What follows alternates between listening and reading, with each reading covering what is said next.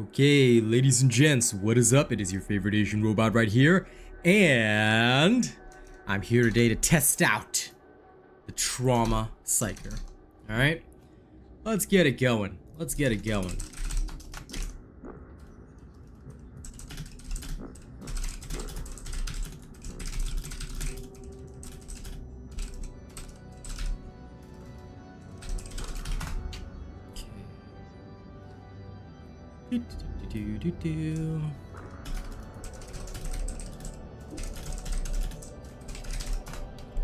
Okay.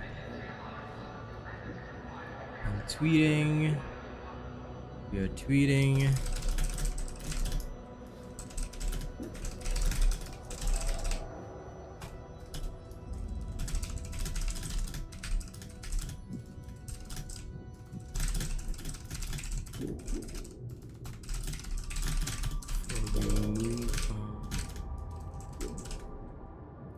Now, this is going to be the last build I do, you know?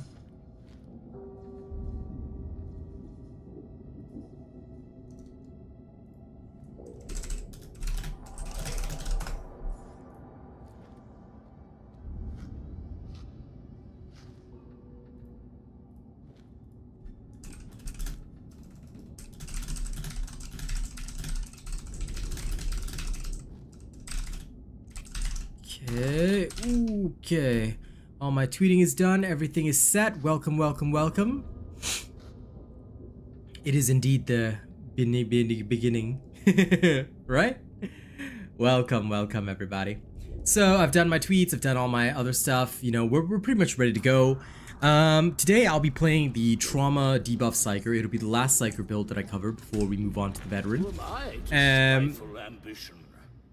The key thing here is to utilize... Ooh, sustain fire 4.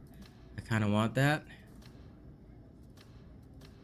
Do I have enough milk bucks? I do, actually.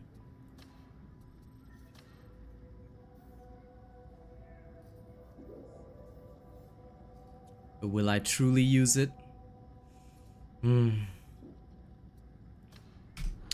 Let's not waste the milk bucks. Alright, so... Ooh, wrong loadout. Uno momento. Ironite que momon. Whee! This is just me making sure that everything is truly smooth. We must make sure it is truly smooth.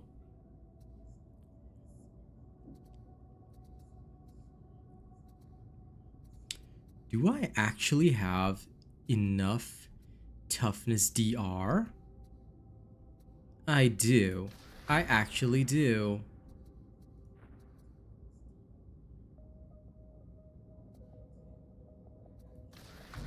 I think I do. Okay. Sorry about this. It will only take a moment. I just wanted to make sure of a couple of things. Let's try it with a few tweaks. If you like being melted, yeah? Alright, we'll warm up with a standard damnation. Sorry about the slight echo, I just realized my phone was going off. Because I put the stream up on my phone as well. And yes, like Boog says, don't forget to like the stream. Just close the live chat, like the stream, and then come right back into the live chat. It helps us a lot. Okay, let's go. Secure a foothold and wait for reinforcements to come take the goods off your hands, understand? Alright.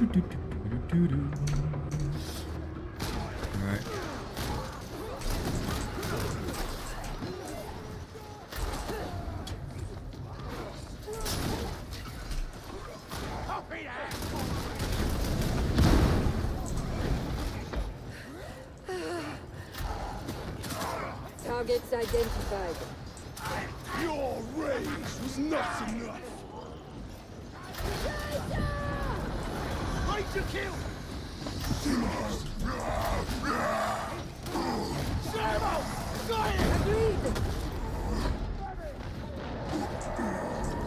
Okay.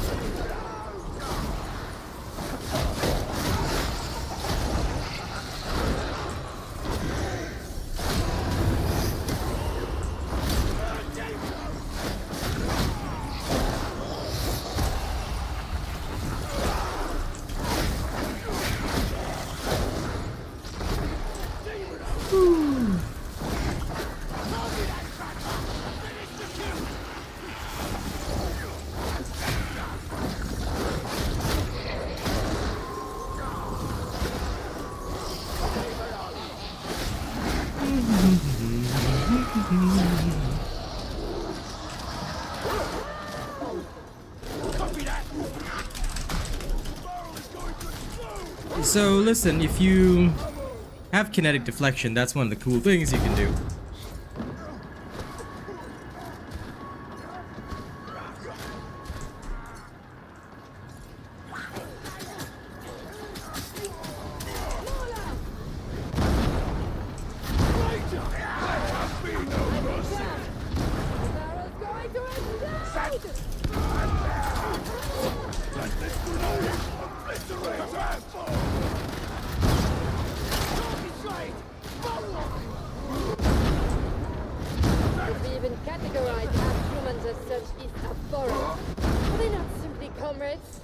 Humans are better than most humans.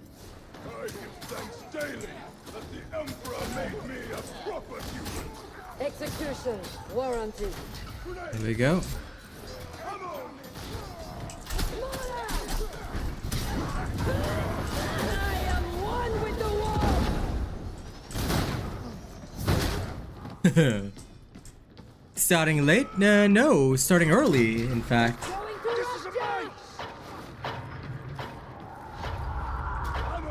Unbind your dodge and jump on controller. Yeah, you have to go to key bindings in the options setting. Sorry for not answering that question sooner, but yes, you have to go to your key bindings in the options. I'm on PC, so I'm not sure what. Oh dear, I'm not sure what it looks like, but yeah, that's the setting you're looking for.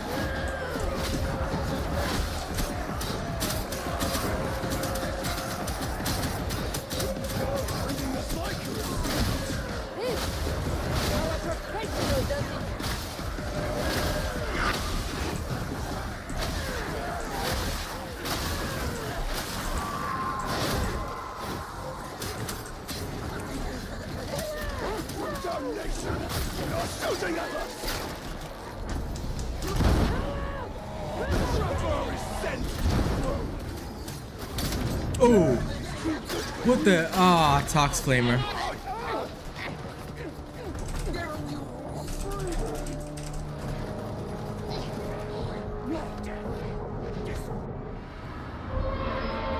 A sale is very juicy indeed.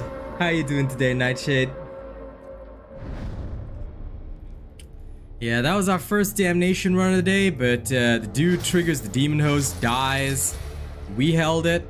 Unfortunately, you know, we were already so corrupted that it was hard to really get through that. But that was a pretty swanky thing. And good morning, well, good afternoon to all of you. I hope you all having a good day today. Yeah? Finished work early? Well, good. I hope you enjoy it. It's been an interestingly wild ride thus far.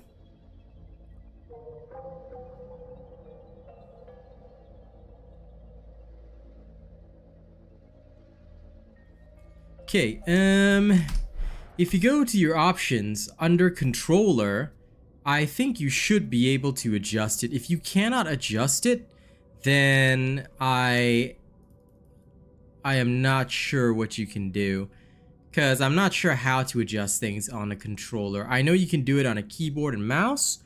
When on a controller, I don't play on a controller, so if it's kind of stuck, then you're kind of stuck with dodge and jump being on the same key. It would actually be better if you could unbind, but yeah, I'm not sure how to do it. Only a controller expert would be able to tell you. Emotional damage. Sounds about right. But yeah, I can't see a way to do it. At least not on my PC. I just changed it from here, but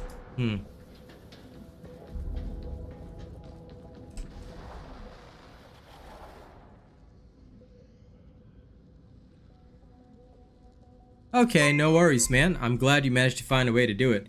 Man, I've never used a controller before in my life, other than when I was a kid on a PS2. So, when it comes to controllers, my mind is blank. Full of all Also, don't forget to like the stream if you haven't already, guys. Please hit that like button. I'd be very grateful if you did. Okay? Do it. Alright, let's go in. Time to do more trauma psycher testing, you know, time to traumatize the traumas. I know, right? Ancient times, ancient times.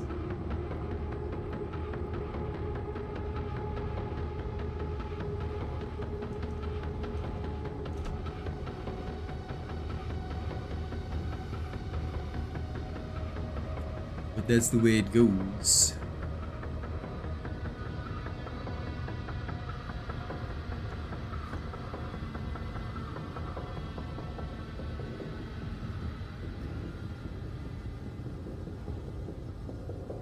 Yeah, that's why I never fire a sail near a demon host. As soon as I hear it, as soon as I hear that shit, I'm like, nah.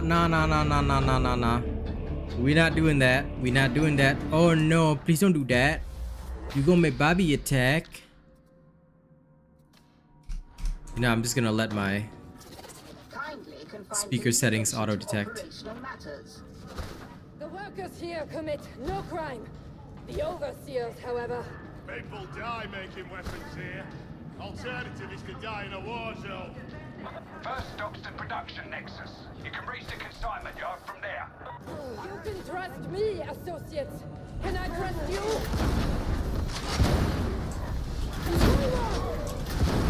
You're a wizard, Harry. Hitting armor!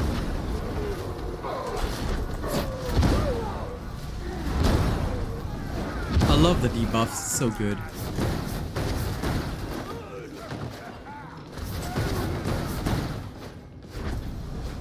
Why they not stop? They not know war comes.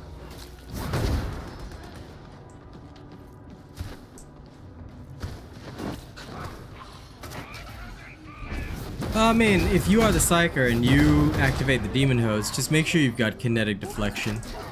You'll be able to defend forever. Mr. Vondas! I'm here to help you. Good sir.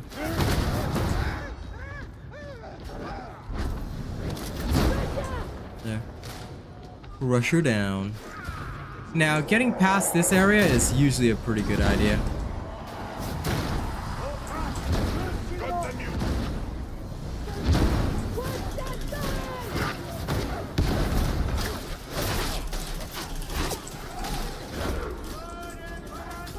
Did that ratbag guy just go down? How are you gonna win without me? Look lively, Mate, workers. how did you go down?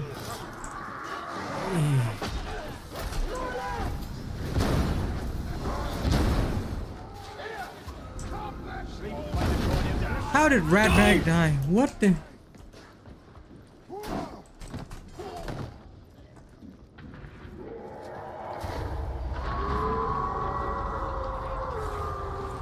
Isolating targets. You got us lost, didn't you?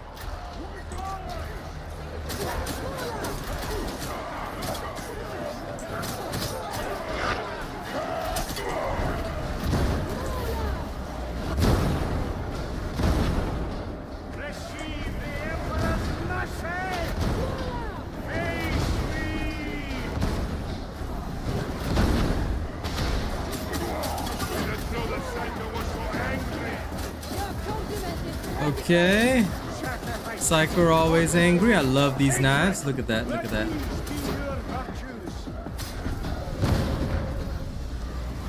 Are we all good? We're all good, aren't we?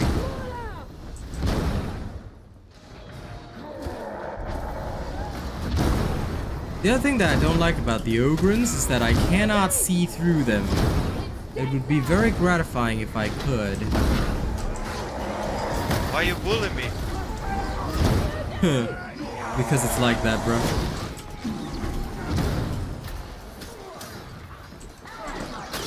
target marked. Executing. Okay. Woo.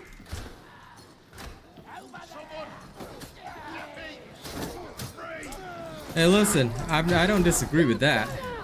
But please, just don't block my line of sight. You know, as long as you don't block my line of sight, I'm happy.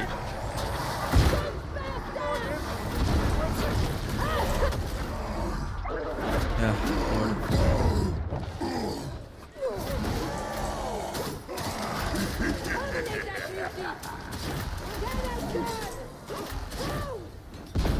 Will there be end to this war? Hark! That barrel's about to blow! It's not funny! Bloodishly done, fanatic! Neutralization. This is why I don't rush up, alright? Because pox bursters will screw you over. Especially if I have to cast.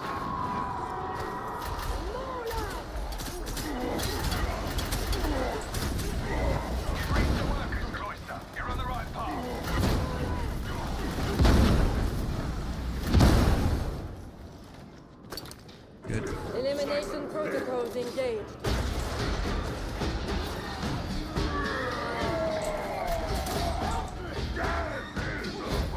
What the hell? This ratbag guy is trolling.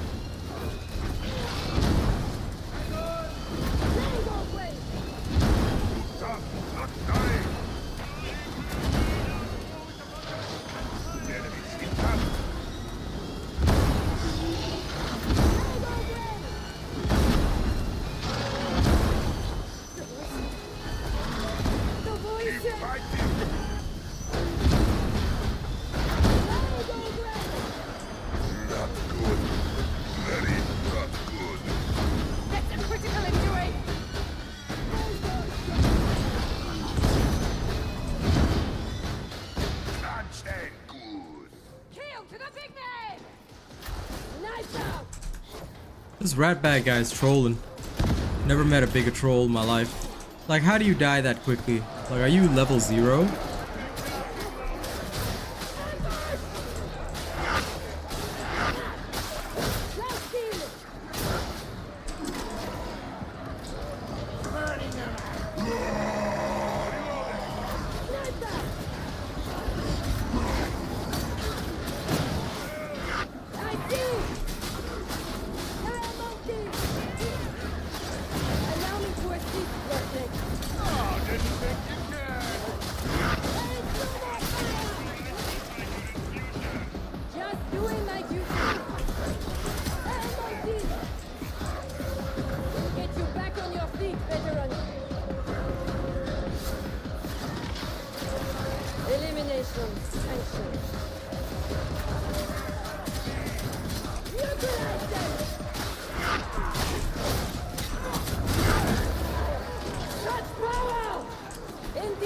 Psyker!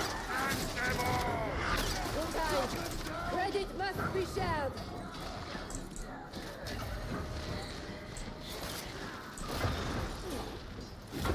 Delivering mercy.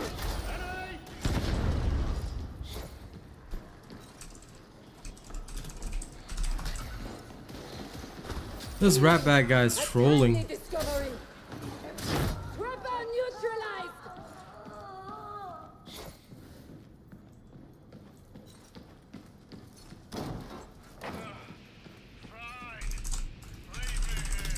What Liga? These heretics crazy to mess with me. I smell heretics. Interesting. Do you have a particularly sensitive nose? No, but heretics are very stingy. This guy, he's level 15 trolling, man. Trolling. No wonder he's called ratbag. Engaging multiple That's really targets. bad. So what is the build with trauma staff? Basically we're looking at a debuffer type build. I am going for... Oh, sorry about the delayed responses. I'm trying to survive this. Target classification. But basically, the idea here is that if you use the trauma staff to debuff enemies, you can basically handle most hardcore threats. It can also CC a lot of things. So, like in this particular case, right, I'm just blasting everybody around, and it causes them to be knocked aside, knocked down. Like, it makes it easier for the team to kill them, like without having to worry too hard. So that's the basic idea here. Like, that's the ideal playstyle that we're going for, and that's what we're pretty much doing. So yeah, so it's basically that. Some people don't like the void, but you know, some people like the trauma instead of the void. I myself prefer the void, but the trauma, like, once you get used to it, once you figure out the style, it's actually pretty okay. This is what I like about it. I like the fact that it gives you that that better control sense, you know? Plus, once you get used to it, it's easy enough to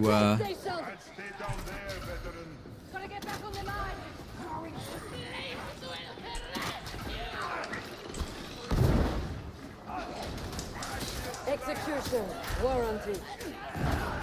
We've killed the Tox Flamer! Did Ratbag just get moved off? Lol.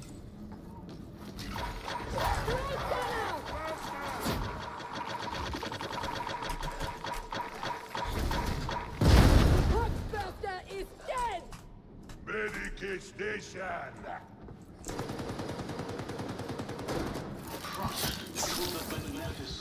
Targets identified. Hey, trauma staff is going alright actually. It's doing pretty well.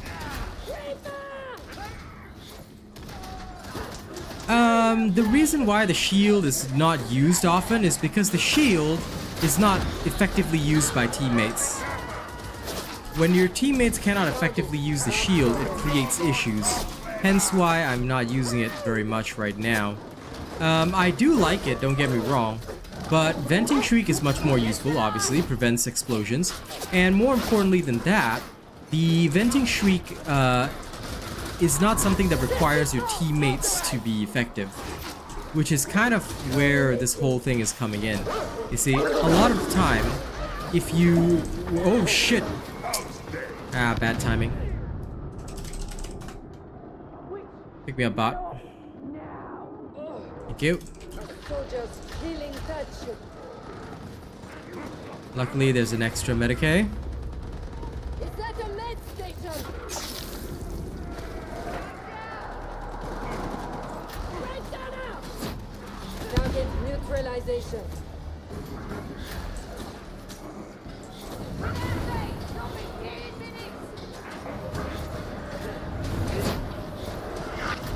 that out! Ammo!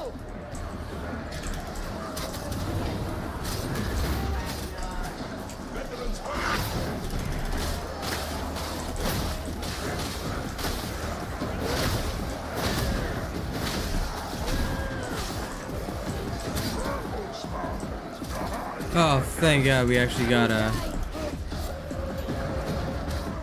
another Ogryn. I'll take that. Engaging multiple targets. This is just a normal damnation on top of that. Brace yourself, Ogryn. Okay.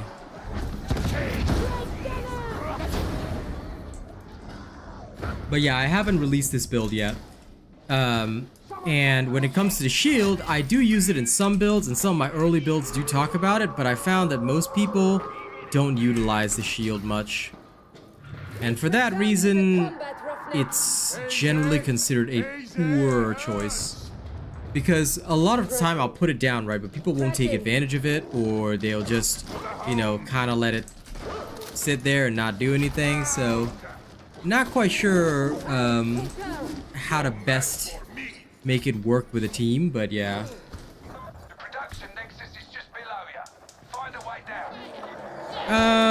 You talking about Okay, so you're using the shield that stuns specials. Yes, that can work as well. But in general, it's not considered useful. In general. Venting Shriek is much better for most playstyles, especially when things get very serious in Auric level and you've got a huge horde. Oh lord. It can be a big saving grace. Target's marked. Which is how I generally choose to use mine.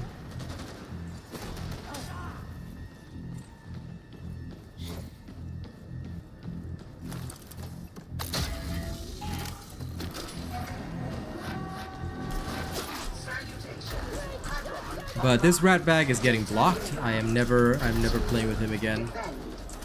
Like, if you troll this hard and you're permanently going down, or you don't know how to play, like, bros, you can't be in Damnation. Learn the game properly. Isolating target. Oh, there he goes. So this guy is definitely trolling. I don't think he's new because it's clear that he's never played before or never attempted anything. But try not to, if you encounter trolls like that, I'll teach you guys what to do. You just block them and move on.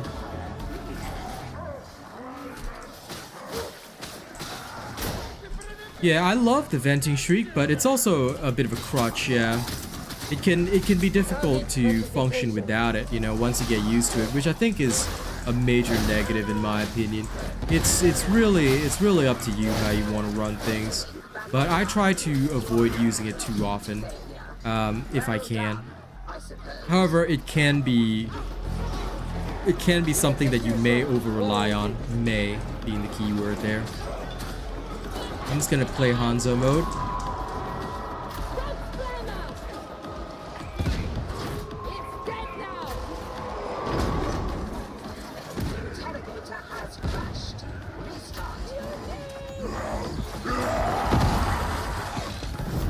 Ooh. Oh, come on. Really? Into the fire. Wow. Into the fire. Okay. That was a nice combo. I kinda like that they now combo the specials together, which is pretty cool.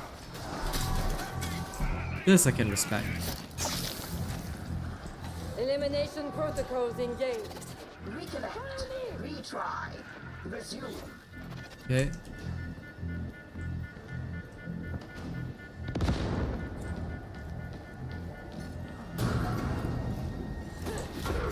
All praise the Omnissiah. Uplift is restored.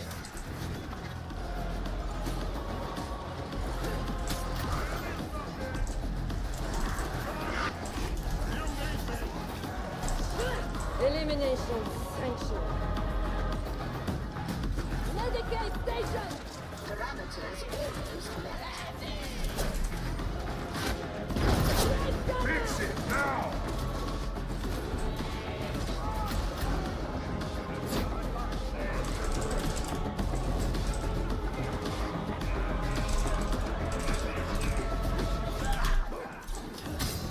Neutralization commenced. Right now!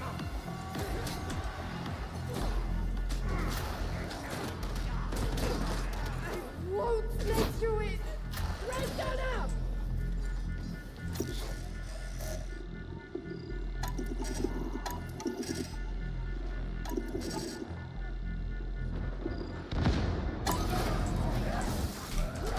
Targets identified. Okay. Hanzo S Shadow Arrow, dude, I would freaking love that, man. That sounds awesome. You talking about Solidity? Solidity is definitely a hugely good perk. I enjoy it quite a lot. I think it's very awesome, and I think it works really well. In my opinion, anyway. Due to our pilot or the Valkyries, or indeed both.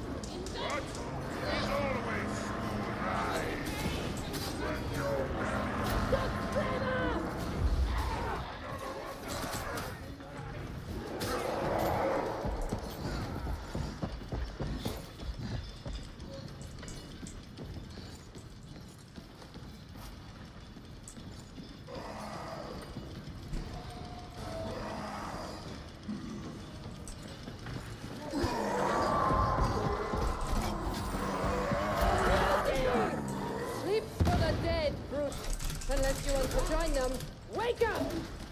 I'm dead! Sharpshooter! Open fire! All right. Thanks for subscribing, Desert Fox. Appreciate it. Welcome.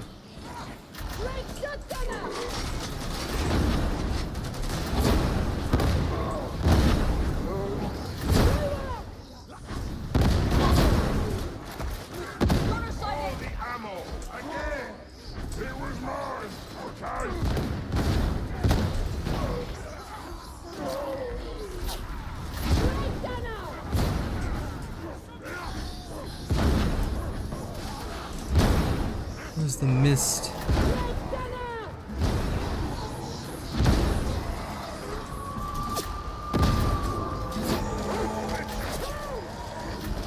Target neutralization. Toss me, toss me. Yes, there we go. Good boy. Gotta love the mutant.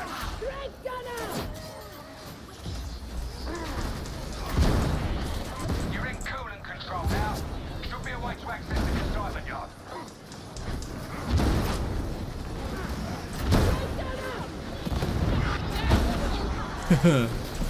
I like these guys. Delivering mercy.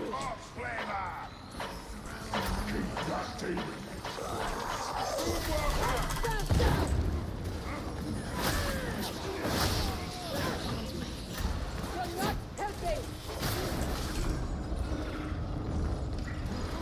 Kill the banner. Dead and gone. That banner. I'll have it.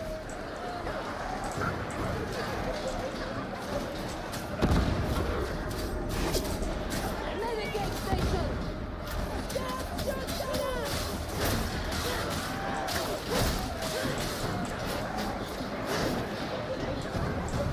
Renegade station.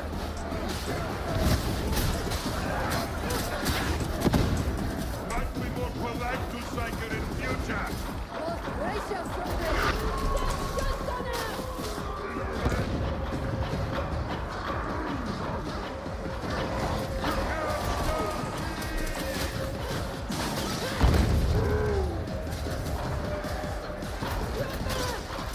Killed it.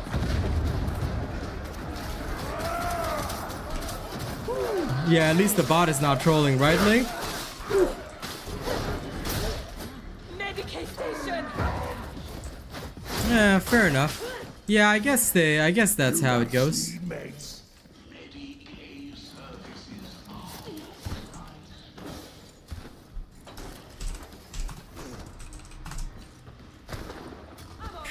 The bots come in clutch, man. You know. We found the switch. They're definitely more useful than Ratbag. At least the bot isn't trying to troll. The bot is holding the line till the bitter end. You know, I respect that about the bot.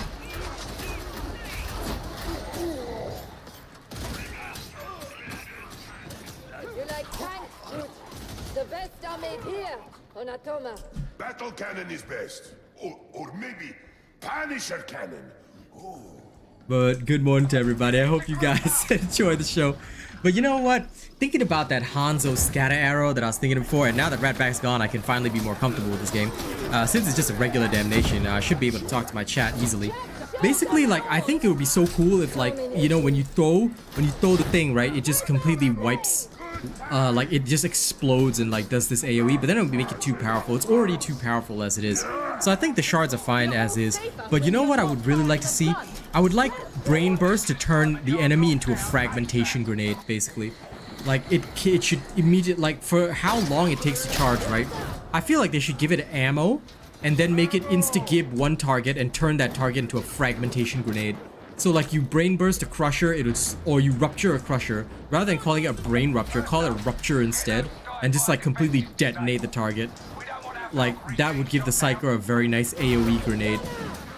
And you can give it, like, a slow recharging, like, dealio. Like, it doesn't have to be a fast charge or whatever. It can be a relatively slow one. This I'm okay with, you know? And I think it'd be pretty fair as well. It wouldn't be, like, too OP or anything. No, it would just be quite normal.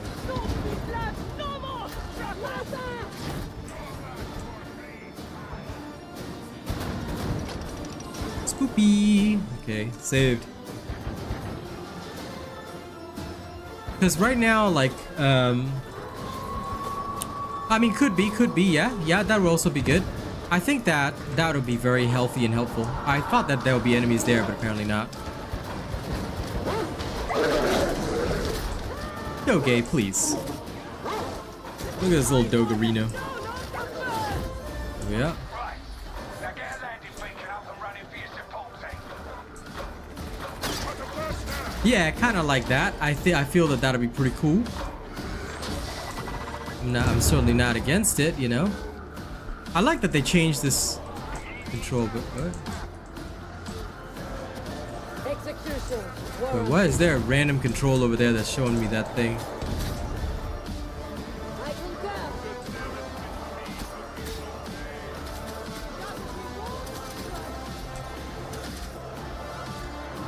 What is this?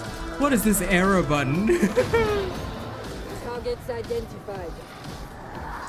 No, it's not supposed to be. That's a bug. But it will be never ending if you use it together with empowered psionics. Because for some reason, that thing just makes it never ending, which is pretty cool. But I'm pretty sure that's a bug. That's like, unless they make it a feature. But even if they made it a feature, right? The reason why I don't recommend the never ending lightning is because it keeps you in place. You move very slowly with it on. And the biggest problem is that many teams don't take advantage of it. Also, if you're constantly using lightning, you're not using your staffs, you're not really using all the other cool stuff that you're supposed to be using. So, realistically speaking, like, for example, if I were to play a never-ending Psyker, say with a trauma staff, right? I'm not applying debuffs. Now, this might not be important when I'm facing off against, like, say, normal trash mobs or whatever. But if I'm facing off against, say, a big enemy, then I don't want to just be standing there and using lightning just to stop a horde. It also doesn't deal very much damage. So these are all things that you have to consider with it. And that's why I don't really, it's why I don't really apply it too often. Yeah.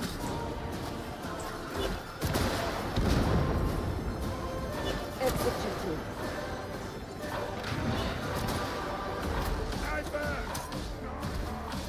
Indeed.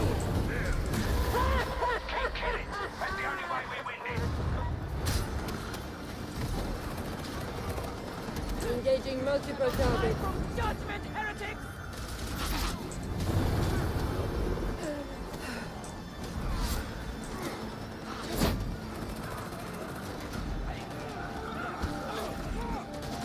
Yeah, it does. It does do that. Right now it smites your frames as well, which is kind of hilarious.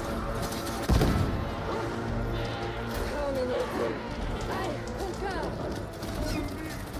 Top flamer. Silence! Agreed. Death is a mercy! Indeed. Obliterate our foe!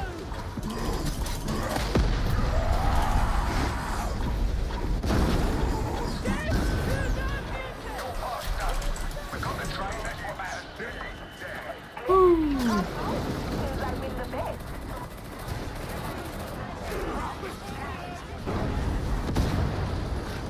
Touch this? No, we don't.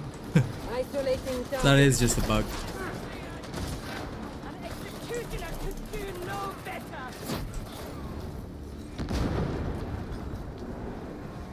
A holy grenade!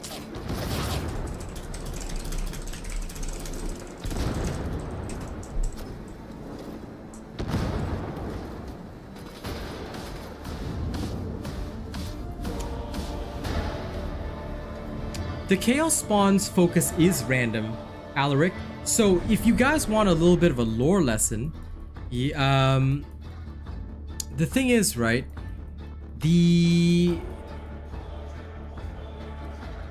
hold on one second.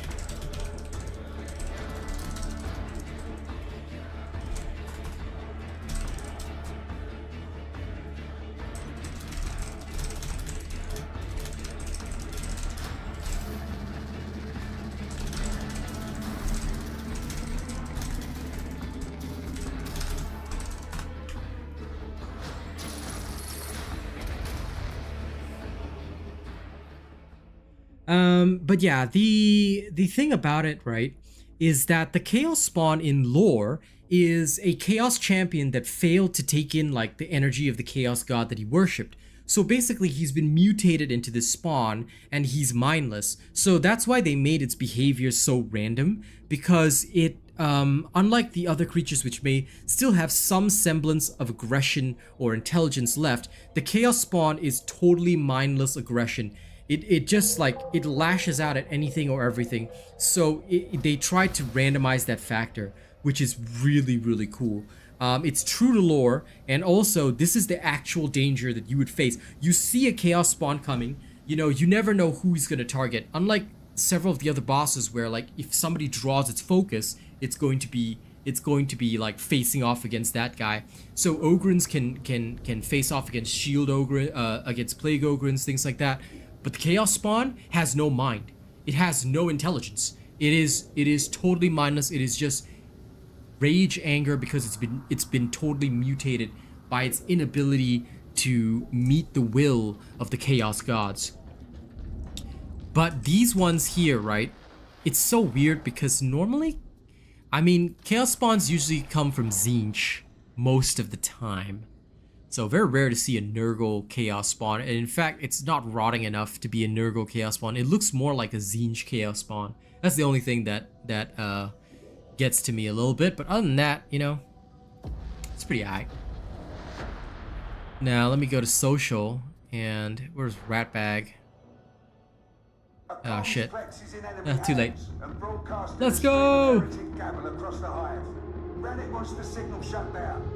Reckons it's recruiting the citizens on an unconscious level. Can't have that. The place is swarming with enemies, so it's another non-optimal approach. Doesn't matter. Shut it down.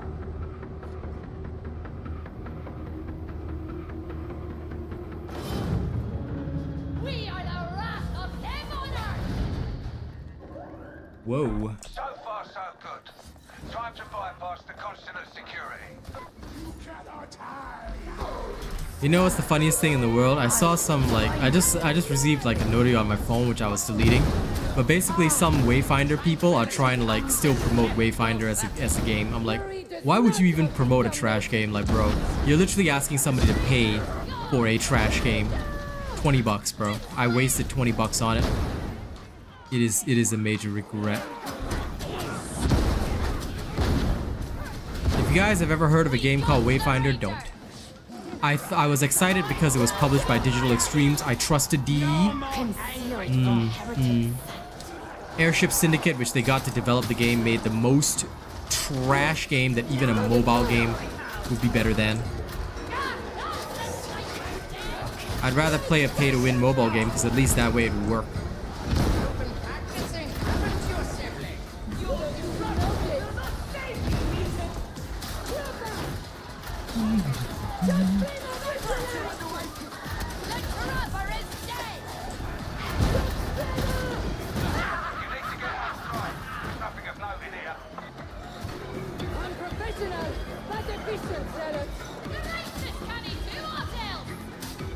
Okay, we good? We good. Do your thing. Yeah, fair enough. That sounds like acceptable lore for the most part. Oh! Do not overdo it, siblings.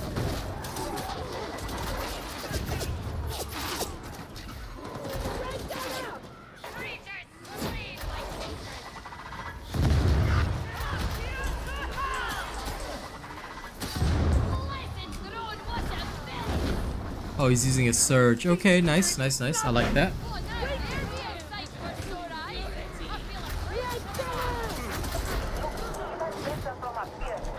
Hey, wait. This is a high intensity shock trooper gauntlet, right? With my debuff trauma staff.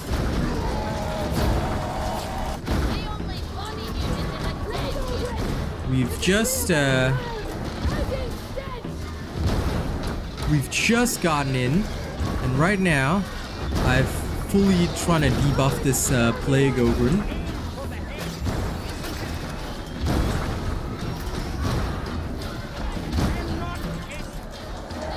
Oh, we have Hayden. Interesting. That makes sense.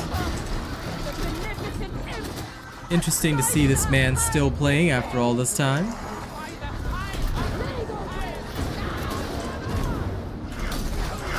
Crap, crap, crap.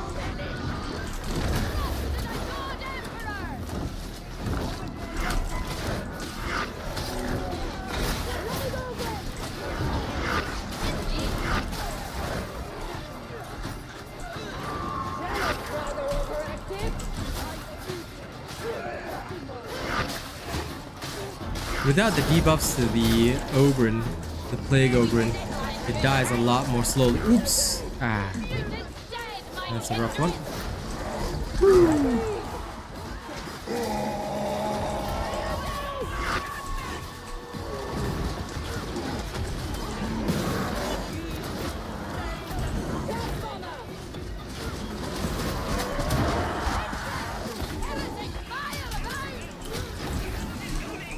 Targets marked for death.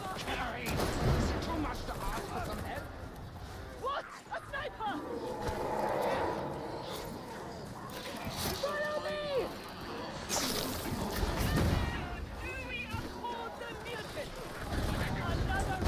Crap. Indeed.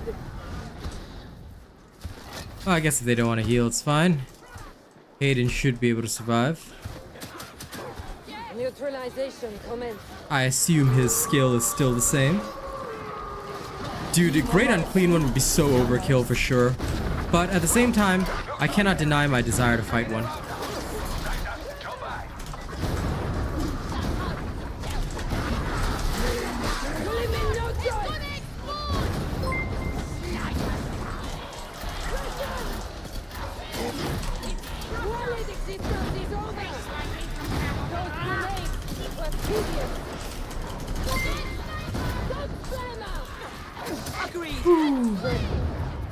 Tracking.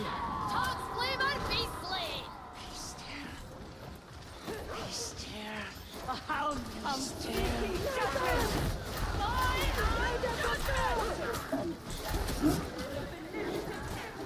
Has guided our hand! Luckily, there's a second one. Alright, let's go. His soul certainly appears to have lived a harder and longer life than his body. Mayhap the capricious dwarf is the cause of his great age. We should watch him closely. Fill his long years with righteous deeds.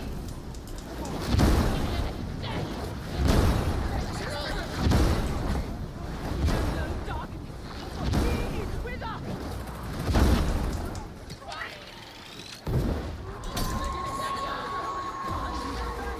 That's your access point. You need to power it up. Flamer eliminated! Isolating targets. Flamer!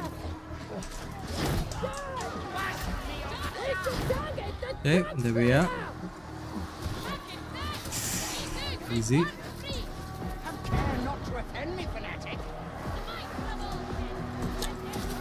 Now, at the very least, what you're gonna watch here is one of the most skilled Zealot players, at least as far as I know. Hayden has played a Zealot since, like, many months ago. elimination protocol. He's a man with months upon months of experience.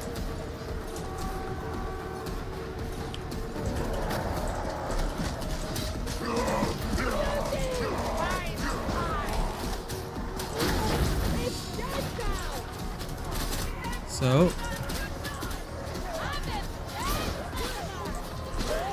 now, while you enjoy using your shards, I will recommend also that the effective Psyker should be ready to swap to their sword at any moment in case the horde gets too close.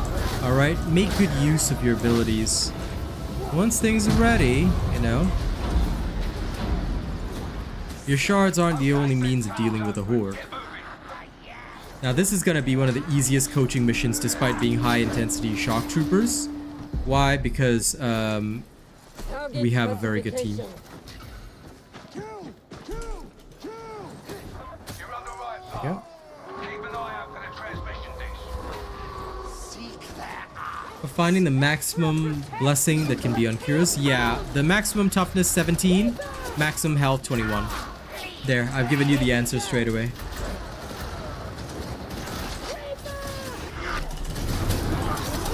Just kidding. I'm not exploding. Taste a fraction of my pain. Targets identified. Let's keep eating these things.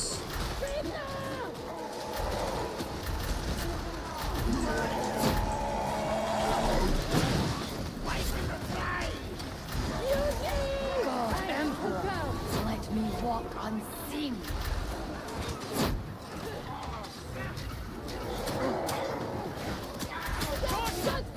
Someone else blame her. The only thing that you Culminating.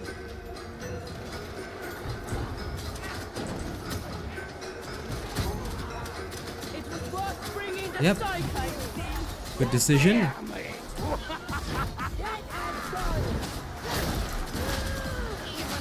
Now, as soon as you are able to move on, you should move on. You'll be able to fight better. Judgment futility.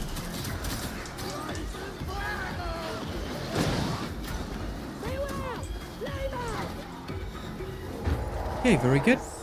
My foes.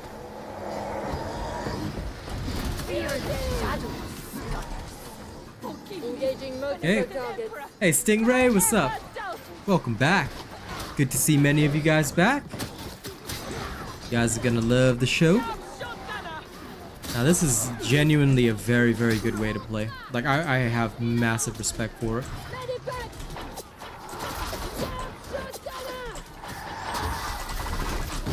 The abomination is no more. Does nobody want to take a med pack? veil. There we go. Good, good, good. They took it. I respect that.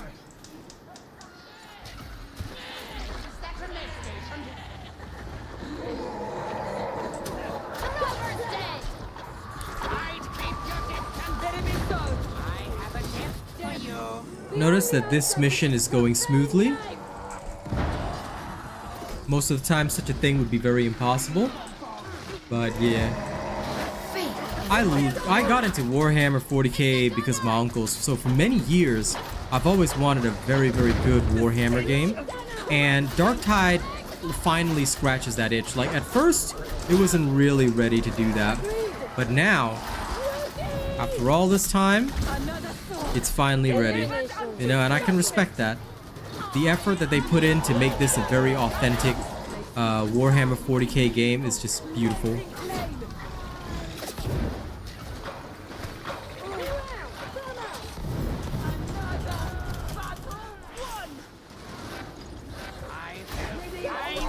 Dude, do you see that sometimes there's a sail bug? I don't know why it does that, but that's pretty wild.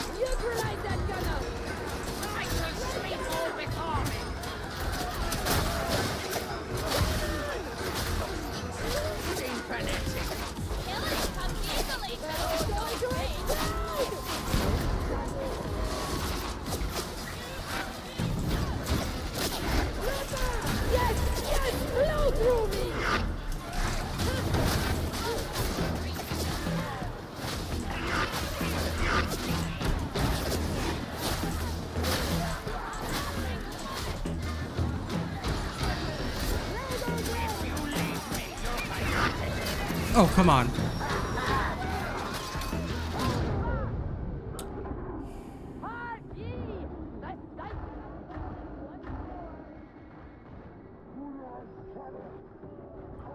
Keep going. Yep. No rest for the wicked. Good, good, good.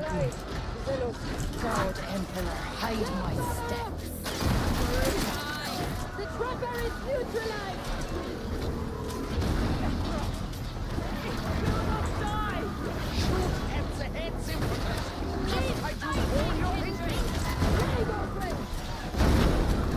Good, debuffed. You see how quickly it went down after I started the debuffs? Increasing the damage by 80% is pretty wild. So use it well. It will get you through a lot of content. Whew.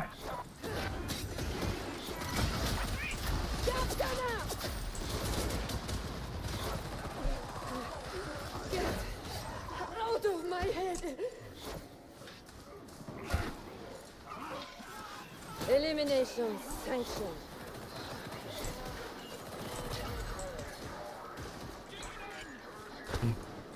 Yeah, right.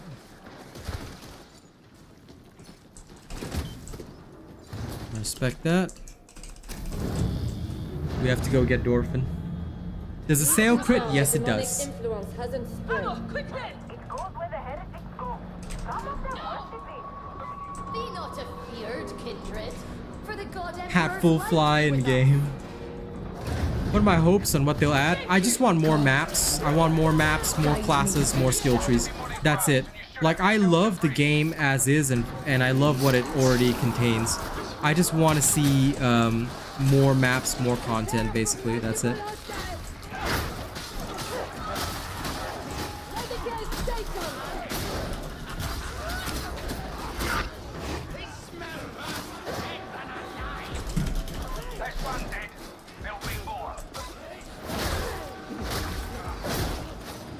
Target marked for death.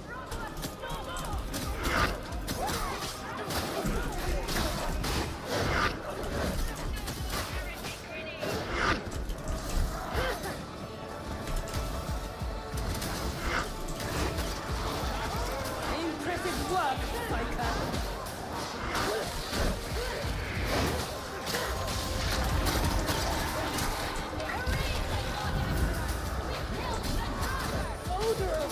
And thankfully dead.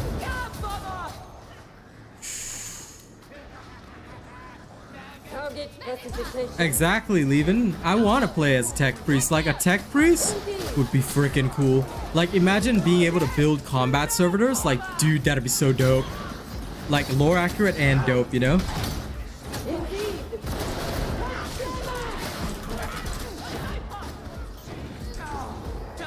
But yeah, I'm not against the idea of that.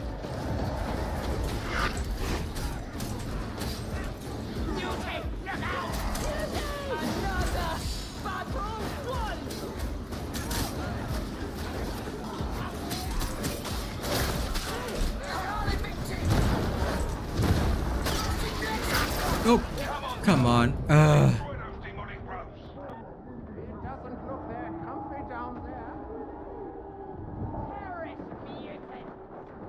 They could, thank you.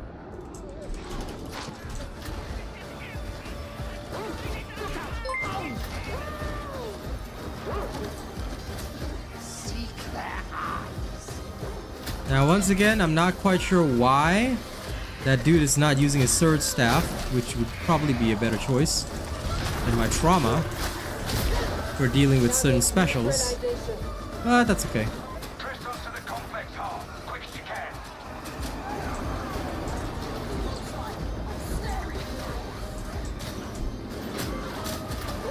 Pietro kills the trapper.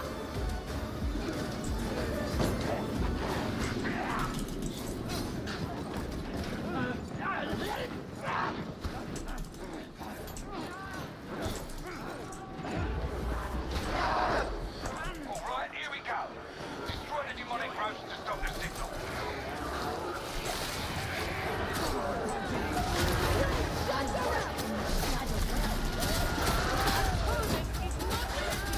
Good work. Now get the Destrian to cut the signal. Well, insects.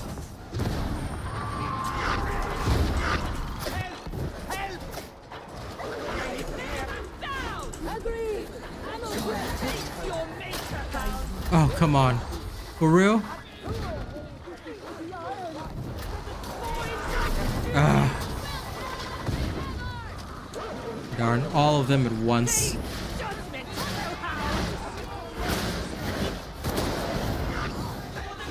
Sniper! That's better. One less bomber. The Psyker is full. It's gone.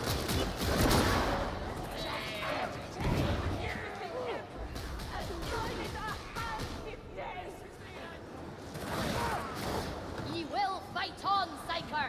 Thank you.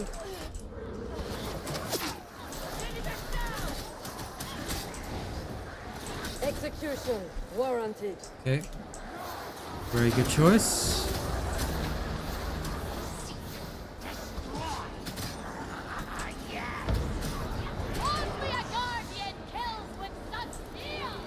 We fight well together. Terminating.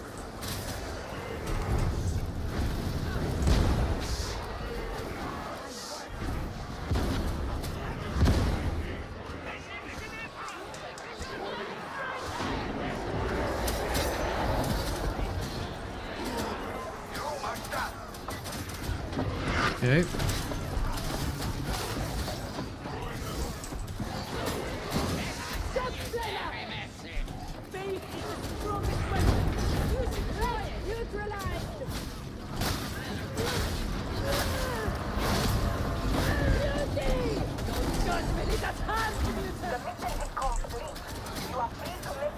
There we are. Just a fraction of my pain. Alright then. Not too bad.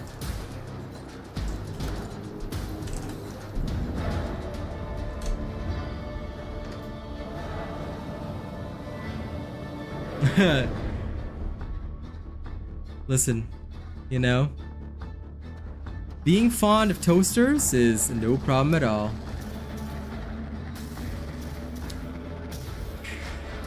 Skitari should be allowed to summon the Emperor's Toaster, Lamau. Yeah, it was a pretty good match. It was a pretty good match, I'd say that. Trauma Staff debuff is a blessing. So, it will inflict brittleness. I can show you after this. But basically, because it inflicts brittleness, right? If you make good use of it, you can trivialize most boss encounters, boss fights, things like that. It's actually pretty alright. Oh, my girl's awake.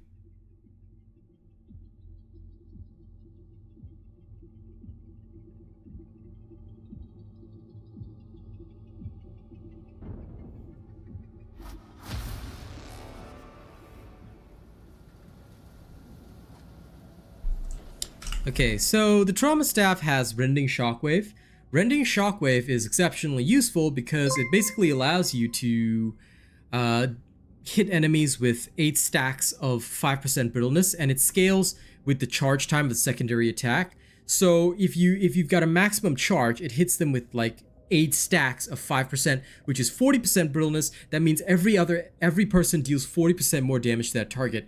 And because you can stack this, I think the maximum is 80%, which means 2 fully charged hits, and the dude is stacked up with damage debuff for 5 seconds, and you can keep refreshing the debuff. So what this does is that it will just continuously cause everybody to deal more damage to the bosses, and it basically makes all boss fights so much easier if you're running this. Thank you for subscribing, Luna. Now let me tell my girl, love you. There we are. Alright, time to roll again. I need more evidence of success. Yeah, that's good, Diamond Polar. Have fun with that. Because this is based, like, as long as you're using a sail build, alright? Like, so I can tell you this right now, because as long as you're using a sail with a good Trauma Staff, you're pretty much good to go. Tell your cat hello as well.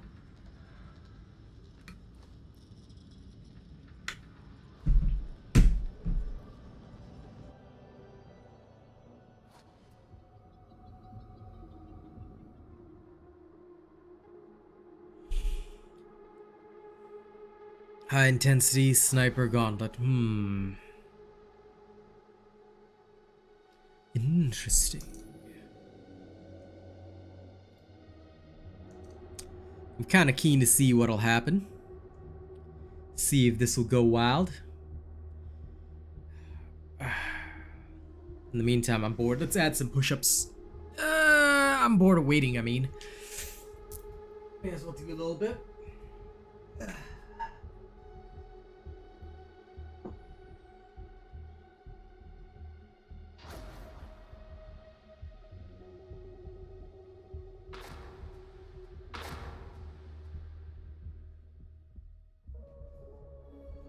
Funnily enough, these are called my half ups because I can't go down all the way because my cap.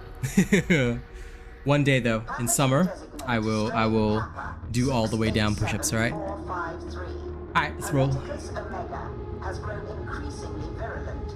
This is unacceptable. Mission location. I thought it was just I thought Diamond Polo was just firing a Kamehameha wave in chat, you know? Acquire detailed scan of new pathogens. Alright. I suggest you Let's go whoop the enemy booty. obvious limitations in pursuit of this goal. Time to make it a happy dappy appy enemy.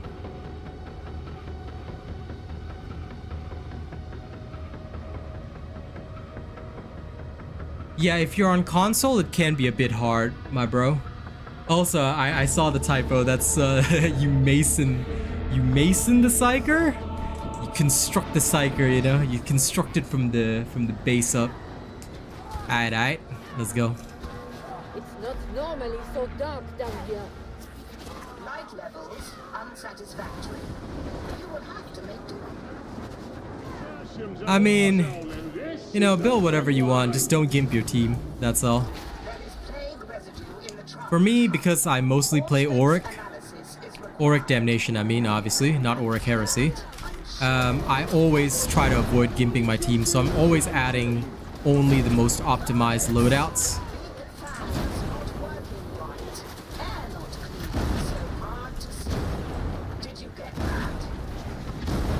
Visual impairment. We will be at a disadvantage. They're good. I traumatized my enemies.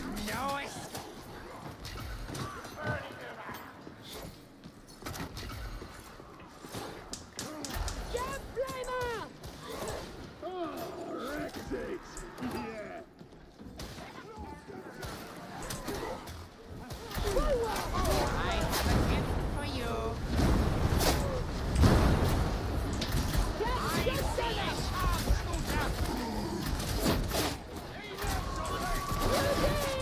Execution.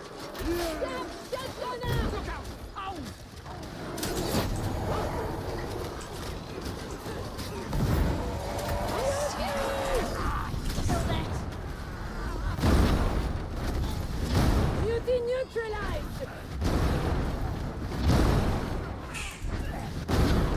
It's actually good. As long as you've got the debuff blessing, it's actually pretty damn good. It makes monstrosities very easy for your team to take out. I mean, they take 80% more damage. If a monstrosity is taking 80% more damage, it's pretty screwed. Like, that's just me being real honest there. So, yeah, that's what's making it really worth it to play this loadout right now. I can safely say it's very strong with the right style, you know? Oh, so much for you being tough.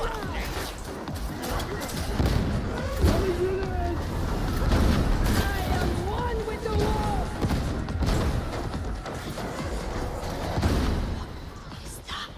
Do you see the med station?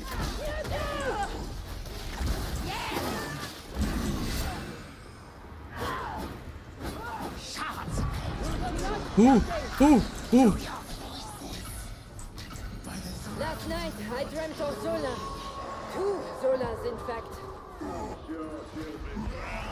It was not like whatever you are picturing. They quarreled, and in the end, one killed the other. I wonder what it meant.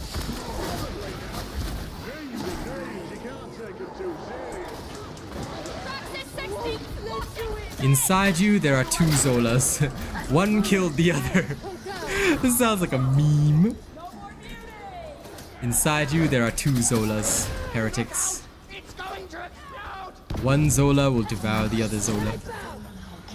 Ah, the blunt stream. A cozy apartment surrounded by like-minded morons. Can you walk through doors? No. Then find the release. Can you walk through doors?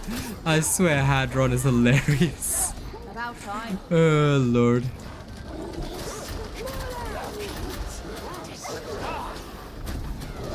Died. Okay, we good? Smoke is good in specific situations, but they never use it. Fair enough. Used to play Fire Trauma? Yeah, Fire Trauma's not that great. No problem, Dookie. Happy to help. Sorry if I cannot immediately pay attention to chat. I do try and look as soon as I can, though.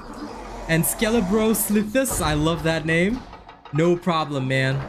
No, it's a bug, definitely. But, I mean, you can use it if you still like. Like, to be fair, until they patch it, you know. It's not like we're disallowed from using it.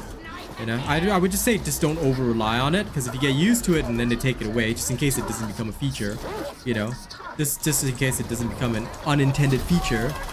Yeah, you just don't wanna be in that situation where like, okay, now I don't have my favorite toy anymore, you know?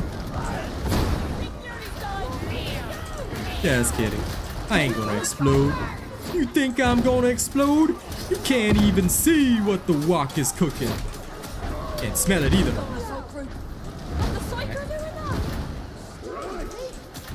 Yeah, no problem, man.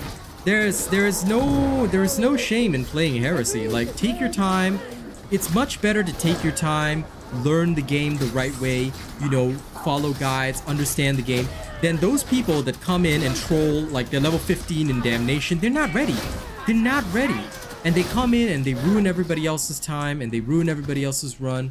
Like, that's no fun. So I respect those people that are in Heresy. I respect the people playing Malice when they know they're not ready yet. It's totally good. Like this, I respect. Play at those difficulties, learn the game, get used to it, slowly upgrade yourself, and then one day you're going to be running Damnation and Auric like it's water. You know, just like we do.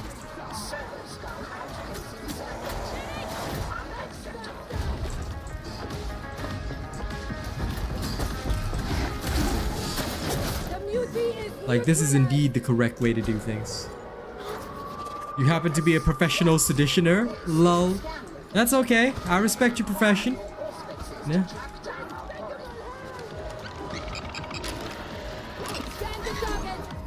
I'd never be against the profession.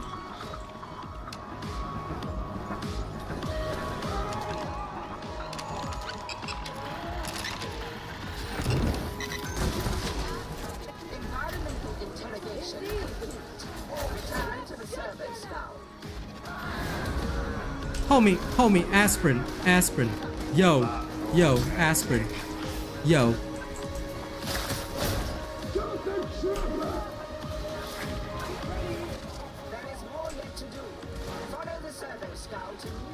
Yeah, reduced peril generation would probably be good.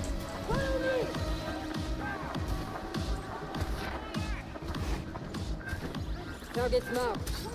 Execute.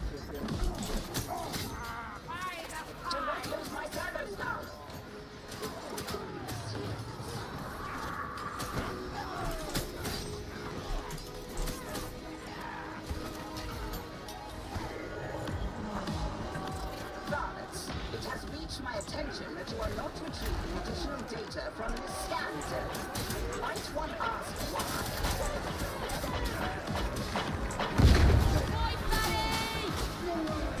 Rough justice, veteran.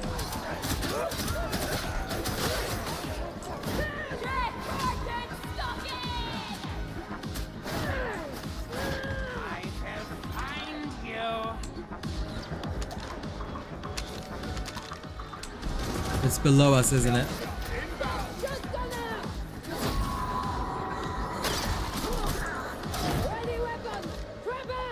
Oh no, it is right here. Delivering mercy. There it is. Sonoma got it. I was confused as to the Servo Skull's location.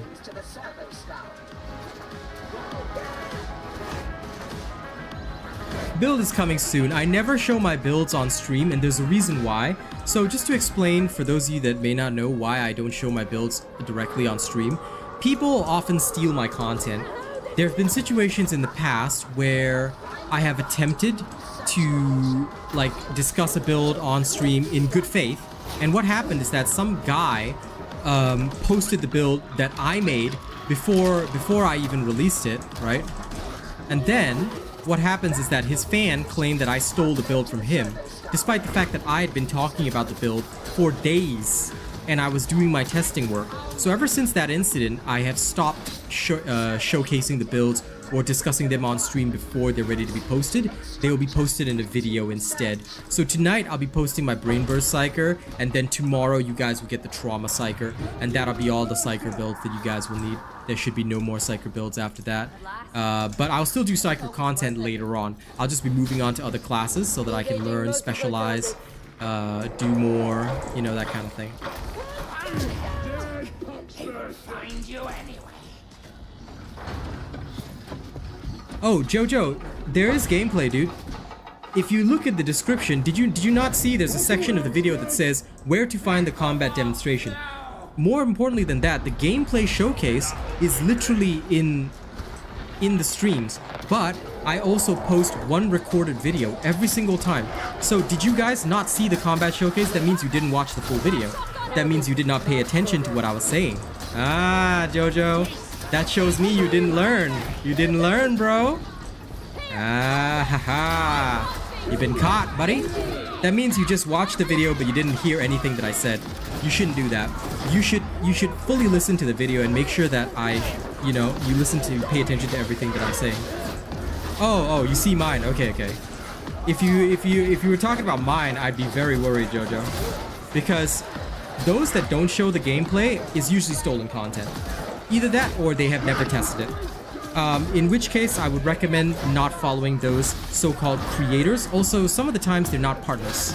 A lot of the time they're not partners. And if they are partners and they don't know to show gameplay, then that is usually a sign that they haven't tested it. And this is why a lot of people also, they don't really have a lot of good builds to rely on, which can be very problematic. And I've seen it happen dozens upon dozens of times. So yeah, I would caution anyone against following videos that do not have gameplay attached. If they do not showcase gameplay, they could be either working with content that is, you know, not their own, which does happen, okay? Don't think it doesn't happen. They could be working with content that isn't their own, or they have not thoroughly tested things.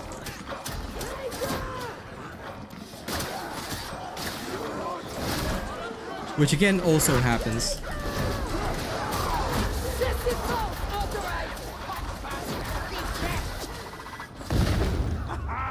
Whew, those Drag Rage's deaths. Yeah, no problem, man. I always release my builds after the testing is done, because one important thing, like you're seeing now, is like watching how I do the testing first, because it's not a guarantee that what I do now is gonna be 100% how it works. You see, you have to test. No. You have to adjust. You have to take note of what's right, what's wrong. So like what I'll do often when I'm working on this stuff is I'll ask myself, if this is how it works now, is this really the best way? Like, is this really truly the best way to run the content? If it is, then I'll say, okay, I need to adjust my mechanical skill. But if it's not the best way to run the content, then I usually adjust the build. The build itself will be adjusted after I know what is really right and what's really wrong. Like for example, with this one, I may take note of some weaknesses, such as the slowness of switching the weapons between all of them, and the limited situations where the trauma comes in handy when it's a non-armored target. Because I have stronger tools in my arsenal for everything else that is non-armored, you know, so I don't really use the trauma for that. And the trauma has limited efficiency, I would say, when you're dealing with something at a relatively close range. So this is something else to take into account and worry about as well. Yeah, perfect.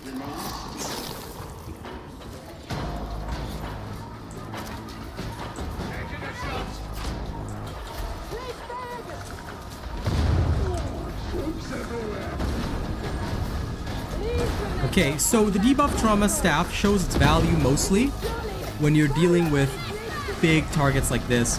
If you hit them with full charges like that, they will constantly be debuffed, which allows you to do more and more interesting things. Okay, now the debuff lasts for 5 seconds, so you can utilize it however you like. but also try to avoid going too far away from the debuffing Psyker. Alright, there you go. So even the Monstrosity encounters go by much faster if you use this particular playstyle, because you can constantly make every encounter much easier for yourself and for your team. So ever since somebody talked to me about it, you know, I was thinking about making it myself, because I realized that, you know, what they said initially when I posted my video about the staffs is that perhaps indeed I was wrong on the trauma staff. It is weak if you look at it from a killing perspective. Like, if you look at it solely from the perspective of killing the target, then it is weaker. If you look at it from the perspective of actually debuffing and being of use to your team, if you look at it from a utility perspective, the trauma staff is very strong on utility. So if you use it in that way and stop focusing on the kills, but you instead focus upon how much... Oh, shh. Come on, quickly. Some people are just so slow at killing mutants. Like, yo, please be faster at that. But yes, if you focus on the aspects of being of use to your team and you play it with that style in mind, it's actually very easy to create some very good synergies, not just with your team, but with your other skills as well. So I've got different things, like I've got a sail for dealing with hordes, like so, you know, and then from there I can use my trauma staff to really deal with armored targets and bring out the full value. In fact, I actually like this build a lot more than several of the others, because it actually has, you know, funnily enough, this build has one of the highest win rates in Auric missions compared to all other staffs. Do you know that? That's what's so cool about it. I love the fact that it's got a higher win rate than other staffs, simply because you can assist your team. The utility that you bring your team has so much value that you end up with a higher win rate, and it's crazy to see that. All right, if you actually look at this morning's stream and tonight's stream, where I'll be playing this, you know, it's so good. Yabs, as you know, I do not have that. I do not have that policy. I am not sure if you were here on the days where I discussed it, but Fat Shark's policy is that mods are third party. Okay, we do not use them, and furthermore, the scoreboard mod has been well known to promote toxicity, because people like to use it as a means of arguing this and that. Okay, I will not download it for that purpose, because I am to stand against toxic behavior as a proper partner, you know? I won't go into detail, but there are some other partners, Yaps, that will use it, okay, and then promote toxicity with it. I choose not to do that because I want to follow the proper policies of the companies that I work with. Furthermore, I also follow other company policies, because I'm not just a Darktide partner. And for those companies, right, I generally try to showcase their games as is, which is why on the whole, a lot of folks work with me because I don't modify their games. Even if it's a simple, even if it's a simple like scoreboard mod, I wouldn't use it. So I hope you can understand, guys. This is why you don't see any mods on my games. It's not illegal to use them, by the way.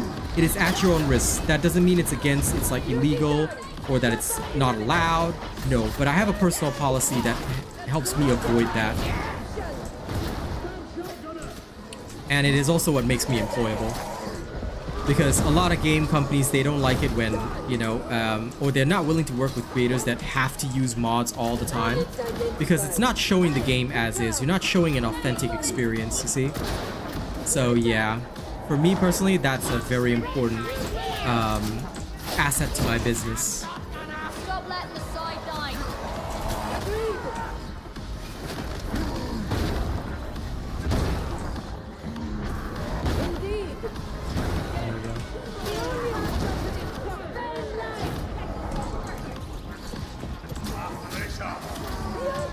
Yeah, I know. A lot of people do use it for that purpose, but at least now you know my explanation for why. Like I said, some people will use it to promote toxicity, okay?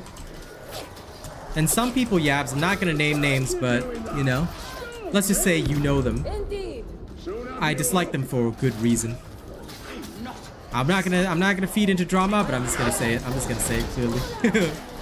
Alright? You'll eventually see why.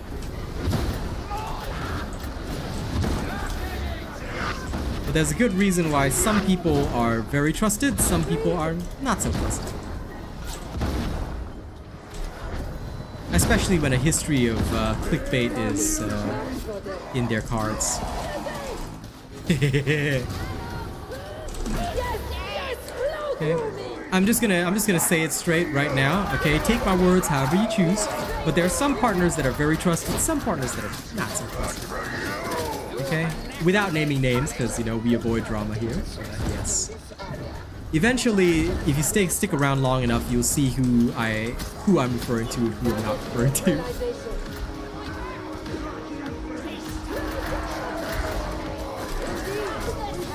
Chief. But if you're looking for fun runs, right? One of the guys that I like is Chief Burbs. He's got some very fun runs sometimes. Oh, come on. No, Dickard! No, Dickard! Not gonna let you forget this. Poor fella. Elimination. Sanction. Okay, we gotta follow the servo skull. Give me a second.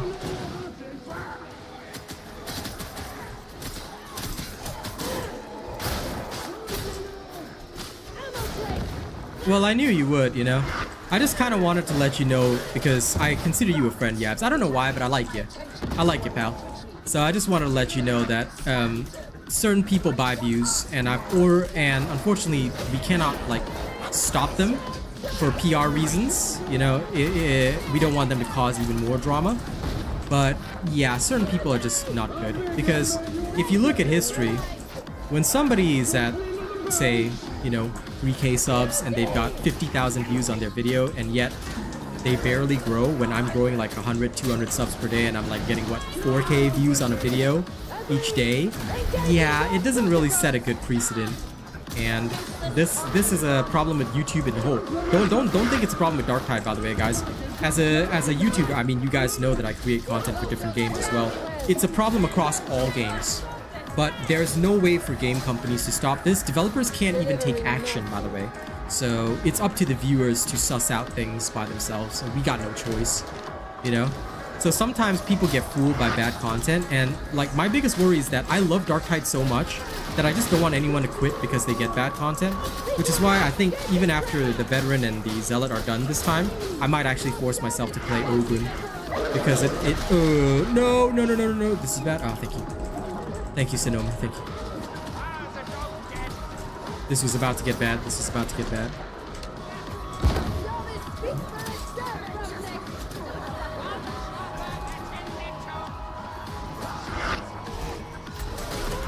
Ooh.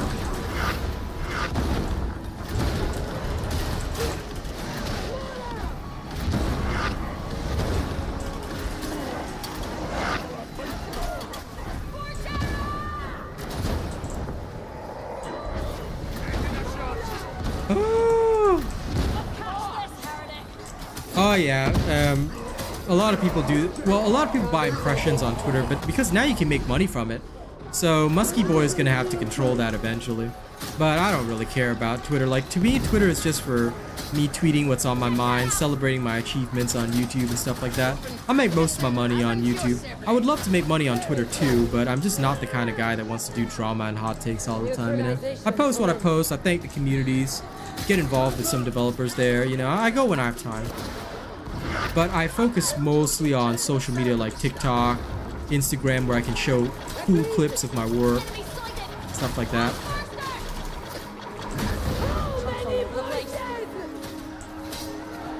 Yeah, shit.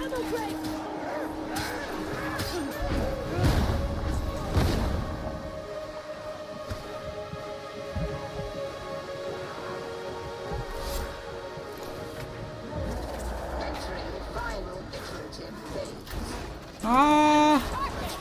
This is bad, this is bad.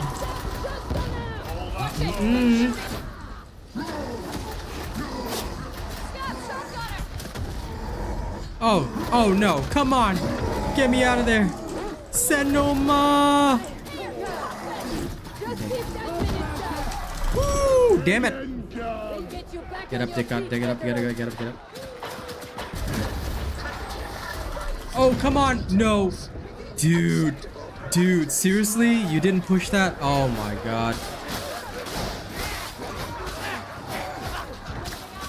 To be honest, I really like this build. This trauma staff build is very good.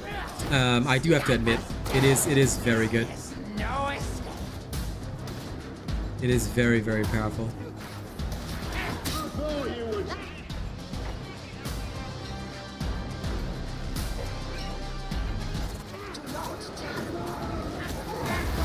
Let's see if these guys can get to the end without me.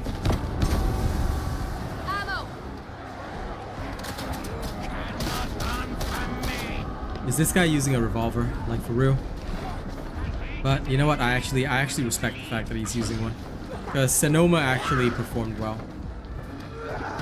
So, I can't be too mad at him.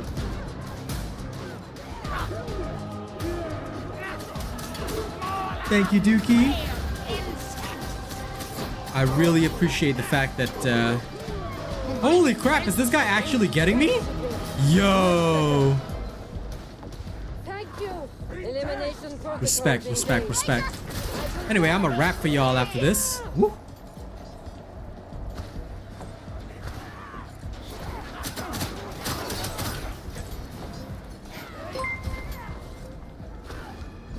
Trauma will still blow up bursters, yes.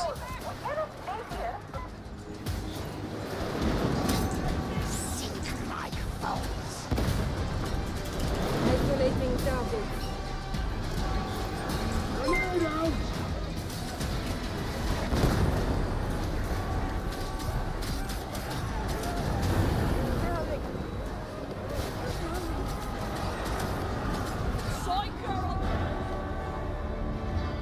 Well, Brain Burst is just needed for penances. I think that that's why a lot of people use it. But for me, Brain Burst like doesn't function at the highest levels. Like, you really want the auric level gameplay. You're looking at like this type of, you know, play style, you know. So that is what I would say in terms of that is probably be a 1 second. Yeah, I'm just quickly checking this. All right then. Not too bad.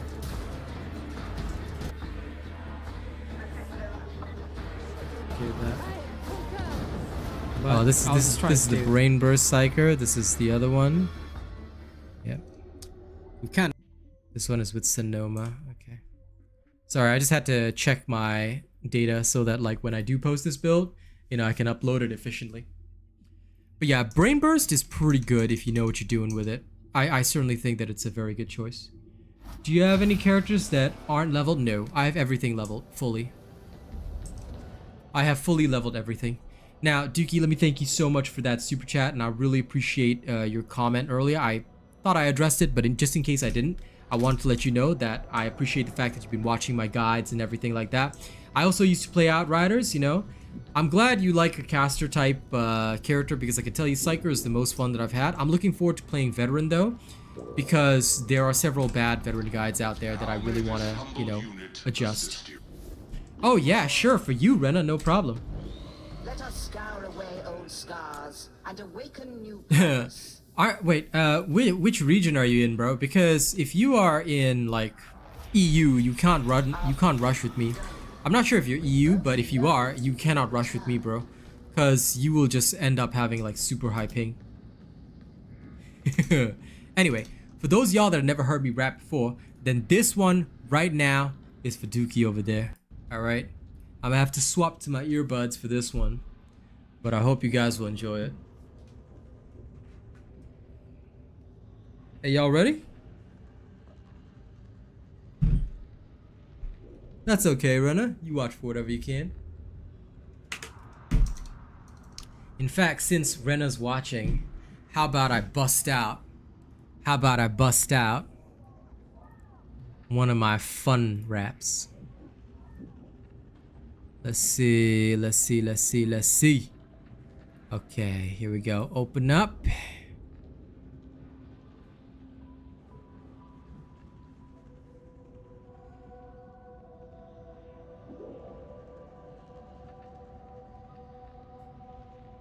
Hey, shit, where is it? Ah, there it is. Phew! Phew! I thought I lost that one. Okay.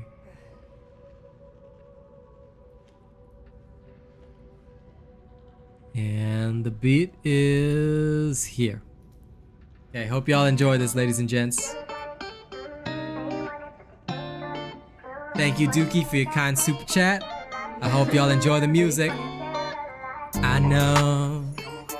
Well, she shouldn't be the one to tell me, oh, how I flow. But I'm caught in a game, so now I know I wanna die slow. And all I ever wanted was to have her in my home. But I guess it don't go, no. Hey, I'm coming in hard, gonna hit your heart right from the very start.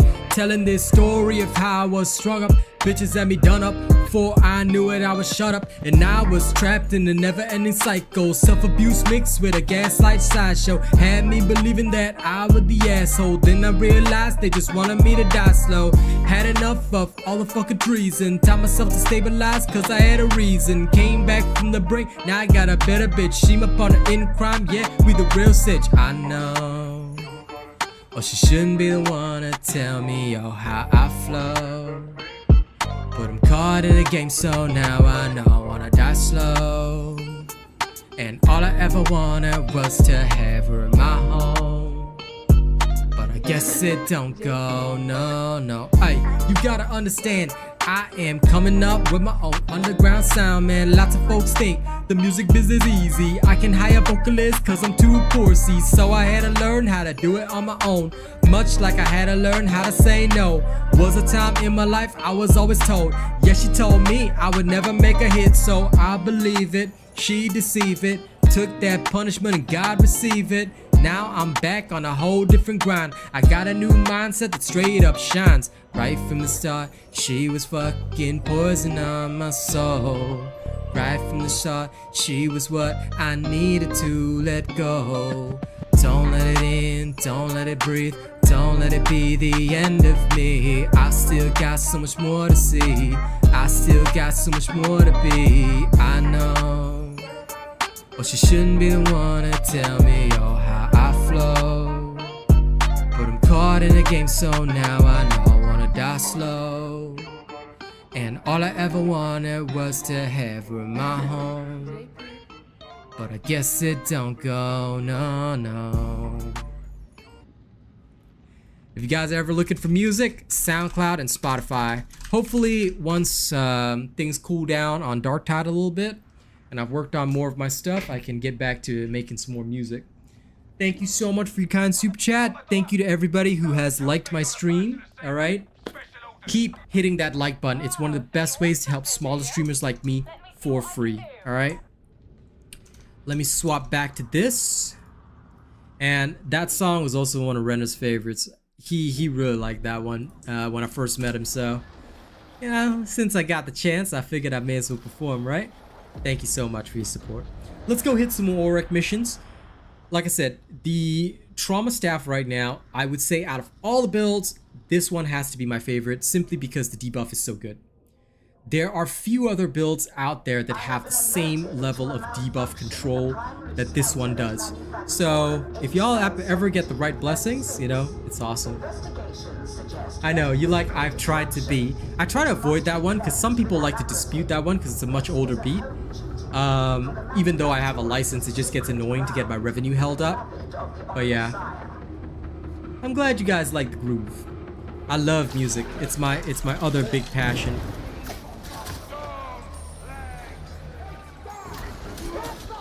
Okay, I'm very confused about where I am. I don't know who I am or why I am. All I know is that I must kill. Whoa.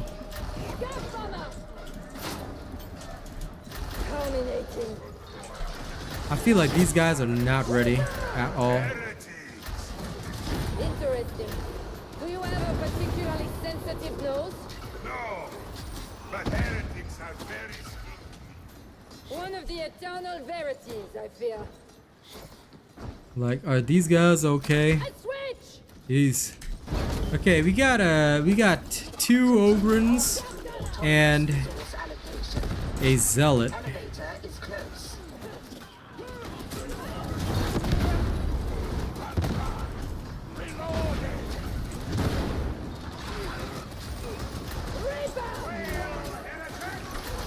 Synchronization commence.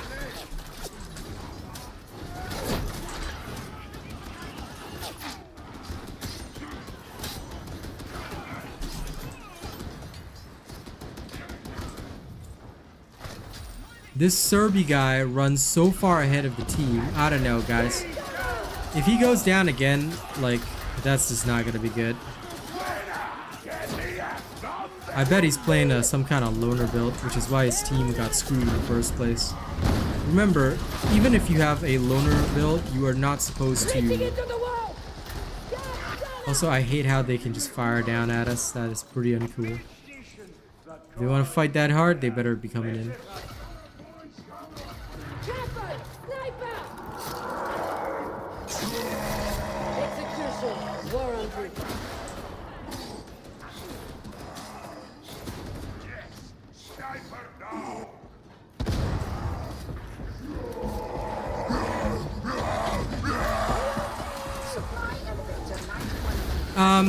That's old news, Yabs. I don't think they'll have that. At least not right now. They found those files ever since the game first started. So that's why a lot of people got upset about it. But the thing is, right, my dude, I don't recommend using the weapon customization mod because that would alter have you read the Fat Shark modding policy? Because if they happen to ban you, I cannot help you, my dude. Especially don't discuss it in a public place like this. Let's not talk about mods on stream, okay? If you want to use them, go ahead. But I don't recommend talking about them on stream because if they ban you for it, for anything that may alter game files, I cannot help you. You can't say, I know Asian Robot and he's a partner, so help me out. No. I will have to say, you fucked yourself over. So, honest advice, never discuss mods on stream, okay? You want to discuss it on other creator stream, you know, by all means, but you cannot do it on my stream, all right? Because like I said, I strictly follow Fat Shark customization policy, and yeah, don't touch that mod, don't talk about it, don't even mention it. As you know, that in fact that particular mod, for those that don't know, caused a lot of drama. So never talk about it, never mention weapon customization. It's a no topic. As Moro always says, it ain't good to be talking about things like that. So never you mind. Okay? We don't talk about weapon customization. It doesn't exist, in my opinion. Okay? Let's all stay safe so we can keep enjoying the game.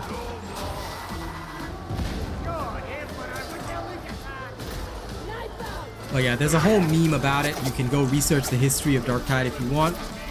It created lots of controversy, memes, and unpleasantness.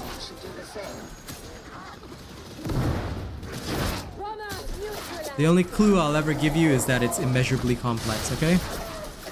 Yeah, that's the best clue that I can give you right now. So, for your own safety, guys, whatever mods you use, just don't talk about them here. You want to use them? I'm blind. I do run a tight ship because, like I said, Darktide is not the only company that I work with. I do work with a lot of other companies as well. So, you know, for me, I've got certain policies that differ from other partners. Like some people, they're only partner with Darktide, which is fine, which is totally fine. But in which case, they may have other policies that, you know, adjust how they work with companies. Because if they're only working with Darktide, I can completely understand. But I have a very large work pool, you see? So although I main Darktide content, it doesn't mean this is the only game I work with, and these are the only devs I work with, you see? So for that reason, I tend to have my own policies for dealing with stuff. Especially when it comes to modding, I don't mod games. Because many, I guess, publishers prefer it if you showcase their games as is. You know, you don't mod the games, you show off their hard work, and they want you to do that. They don't want you to show off somebody else's hard work in addition to that, and that's why the mods are not official editions, you know? Of course, when attention for a game dies down and you're not an official partner, you can absolutely do that kind of thing, you know? But for the most part, I try to show the game as is intended, you know, that's usually the way it goes.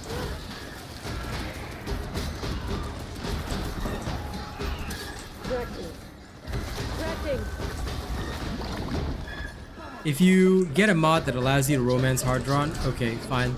I suppose that'll be the only mod I bother to install. But might you know, break modding policy, but I would install that mod, just so you know. Yeah. Like I said, there are memes about that whole incident. Okay, let's increase the damage that the Plague Ogryn takes. There we go. It's now going to take 80% extra damage. Let's keep that debuff going.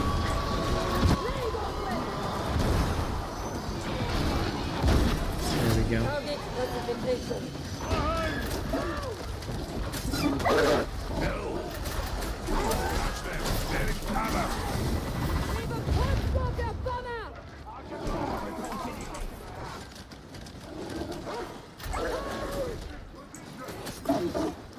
Delivering mercy.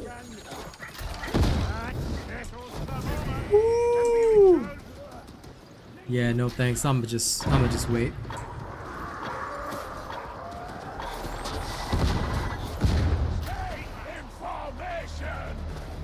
Concentrate, please. I love how the Ogryn is yelling at the Zealot in game to stay in formation. I swear that would be some actually useful advice. Well, now you know.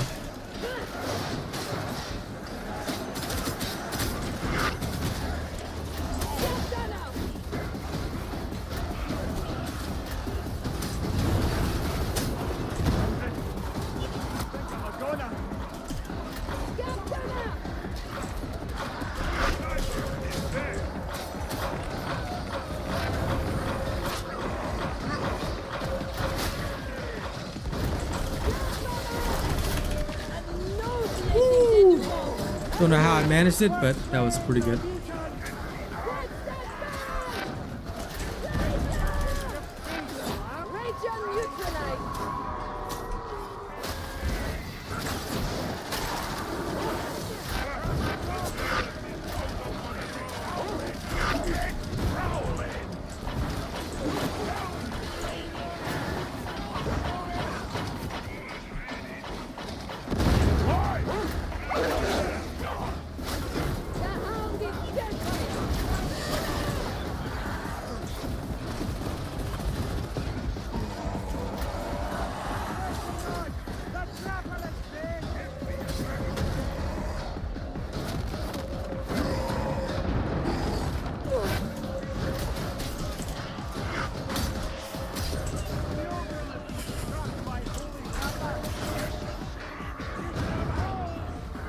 Elimination protocols engaged.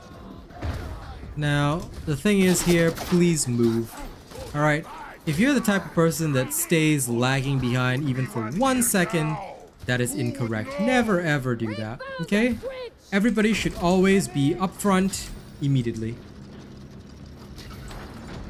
You probably did, Yabs, but it's okay. See, now you found me, and I never live under a rock.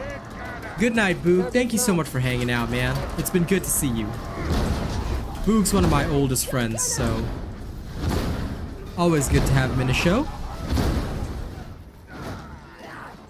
Barrel's going to explode! Ogryn! Put a scratch! Coming through! One charge. Give it a Serb.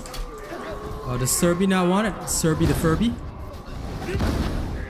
I hate the stair targeting so much.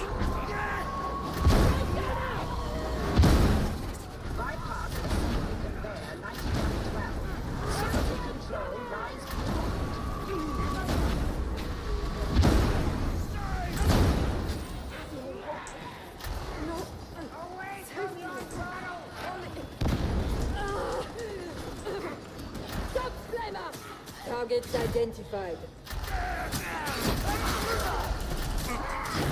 Sniper neutralized.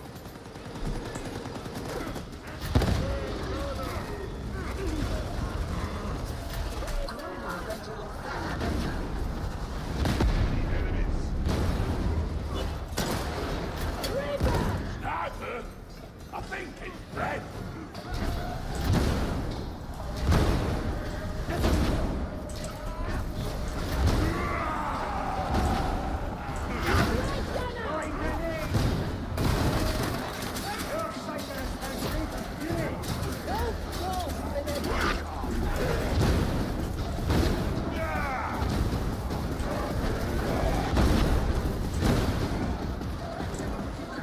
Elimination. Thank you.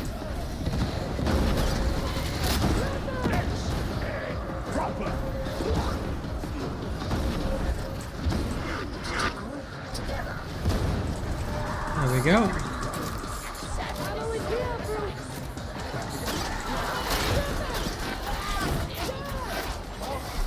Oh, come on. Oh. That was so bull.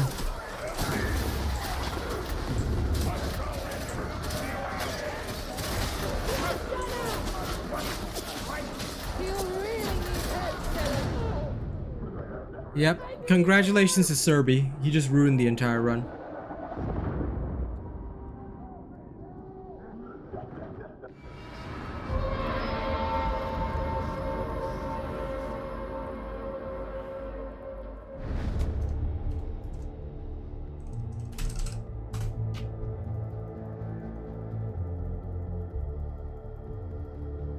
Like, I will just tell them, don't rush. Seriously, do not.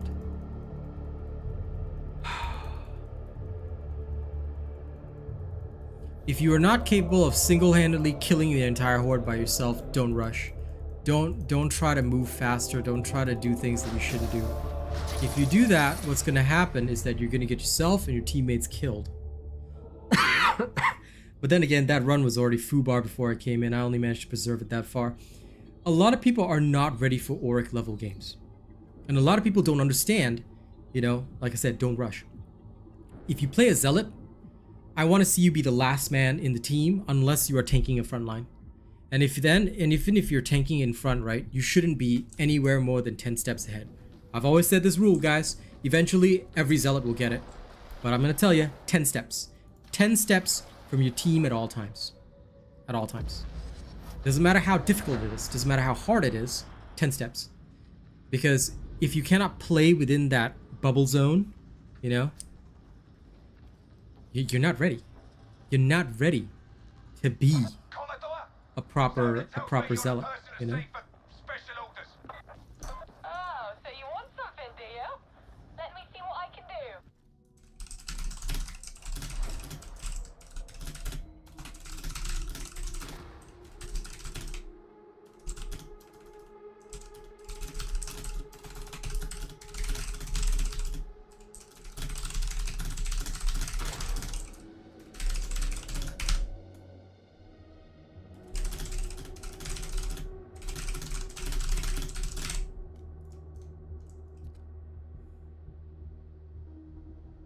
Serby.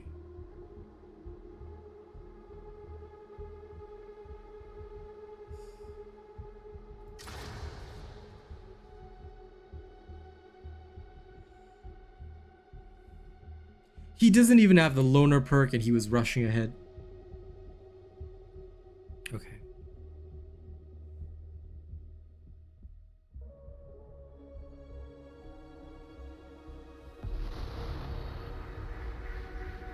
If system records can be believed, the primary smelter at Manufactorum HL1736 has been rendered inert.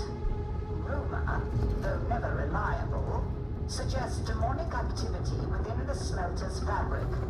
Locate and purge. Violence. We shall suffer not the heretics to infest the Omnissiah's holy works.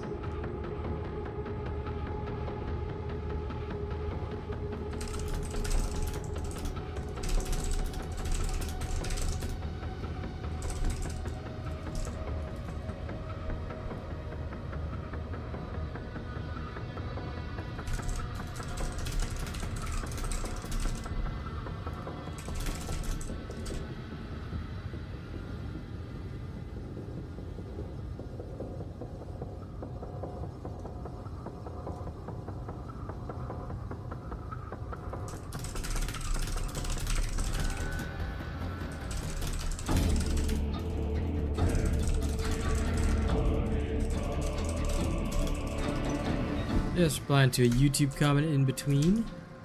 Here we go. Like breathing hell. Oh good, Serbian biggest crump left. Ah, Air quality good. is perhaps a little poor. It will improve. Thank in the fucking next God. I don't have to play with trash anymore. I tell you, when like those guys were definitely in a duo, and they were definitely very bad at the game. There is more to this If you play with your friends, but both your friends are your friends are trash, like, you know, you better either be able to carry them or you better not impact other people's games. Because when you play with randos, the most important thing I always say is to have manners. Make sure your build is optimized, make sure you're not impacting upon somebody else's game, and do the best that you can. If you cannot do the best that you can, or if you cannot manage carrying the game with like highest possible damage and wiping out every threat, yeah, you probably shouldn't play that class. And that's just me being honest.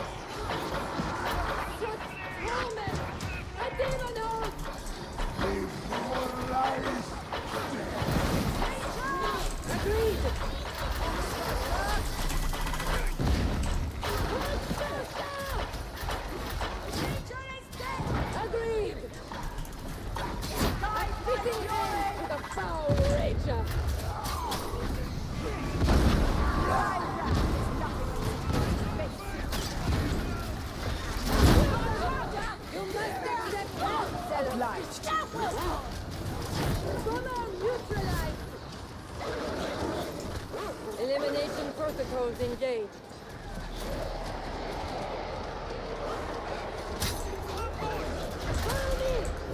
What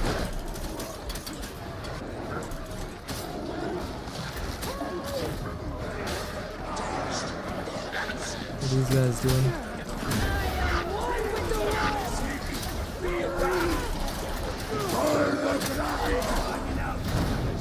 Ah, crap. At least I blasted a couple of them.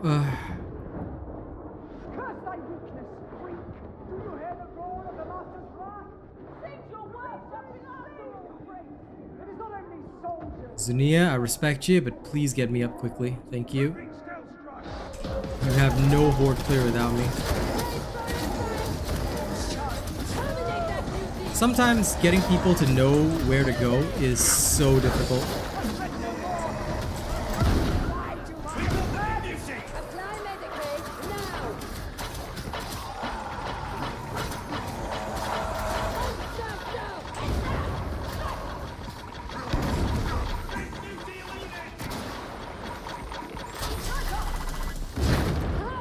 Completely foul! Ammo, quickly! Follow me! Mutiny! This way! As must all mutants perish. We advance to the main door. Guile is the shield of the head. Justice for the tormented! You lot need more discipline! Here we go. A sentiment I would agree with if some could just follow protocol. The mutie is neutralized. Persian was once renowned for its sacred hollowness. I can only hope that the phone have been lost to the war. Normally I would prefer the alternate. Ooh.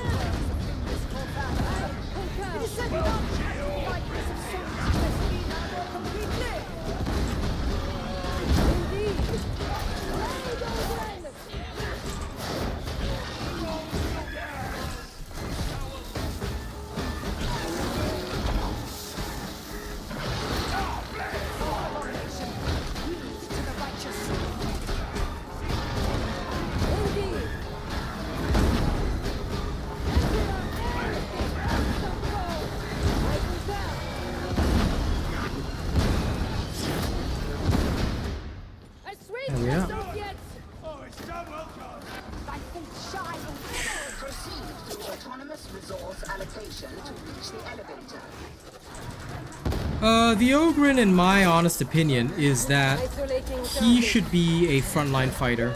He should never be a shield. Shield Ogryns, I find, are not that great. There are some people that like to play as shield Ogryns, but I find them actually quite useless to the team.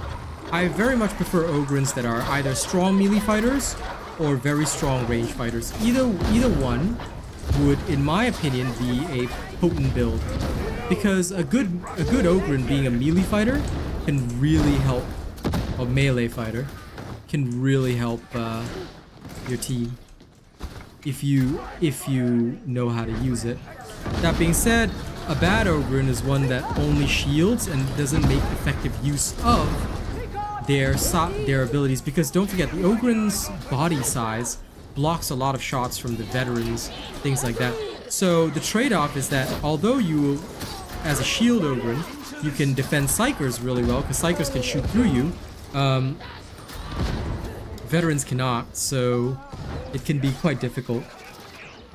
Well, in that case, you know, I defer to Yabs on that, because he actually plays the Ogryn.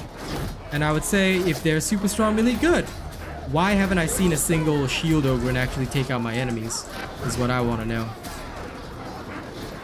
If they could, I'd be very grateful. But I haven't actually seen him do it, so forgive me if I find it a bit more difficult to believe you.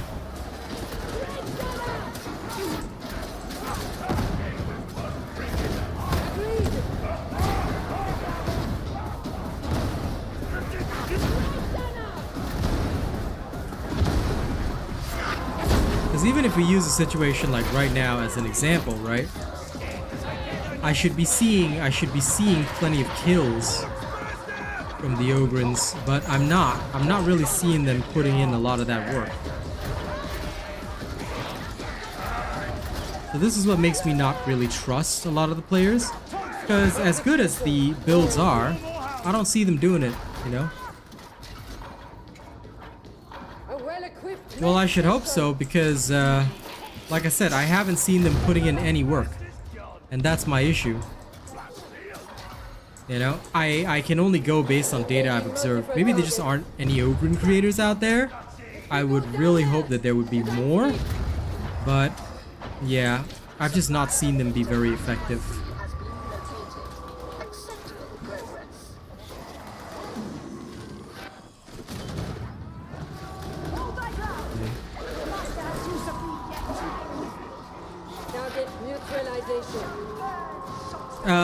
Osik, I would ask Yabs, because Yabs knows more than me on Ogryns. So whatever Yabs recommends, I would say have a listen to what he recommends. Come on, come on, come on. That Zealot shield is a saving grace. Oop.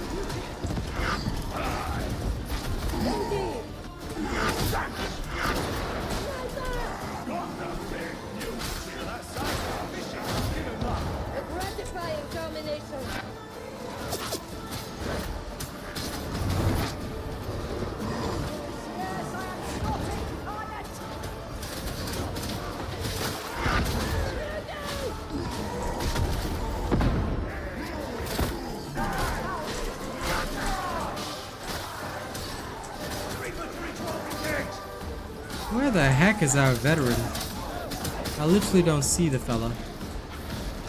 Oh, he's in the melee.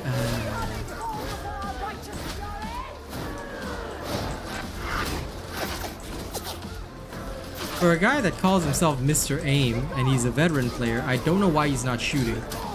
Eventually, when I play the veteran next week, you'll see me shooting 95% of the time. You should avoid not shooting, because it's pretty bad if you don't shoot.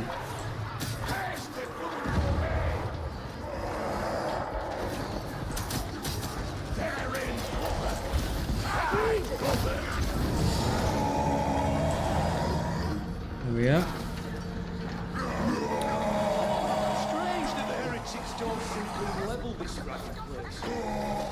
Mace is super effective on crowd control. I guess that could work. All I know is that I wish that more Ogryn players, you know, when I do see them, I hope that they will actually, like, you know, do their job. I feel that one of the biggest problems is that many of them just don't do their job at all.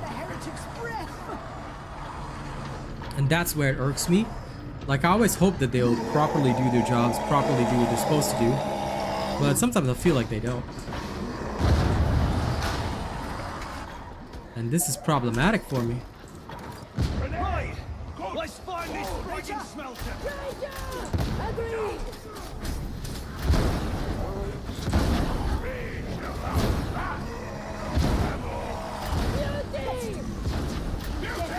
redeemed. Lie back, Tracking. cheap little heretic. Indeed.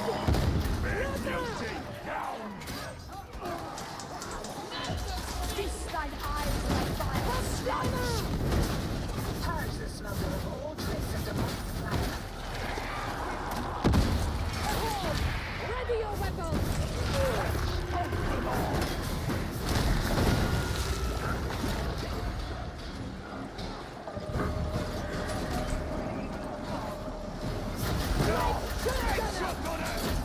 Neutralization commence. Watch it, sharpshooter!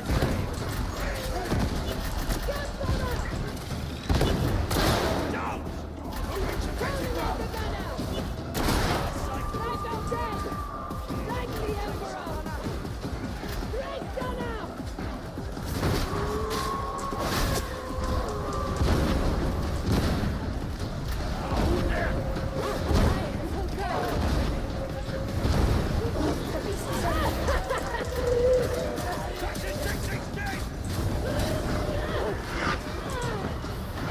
There we go.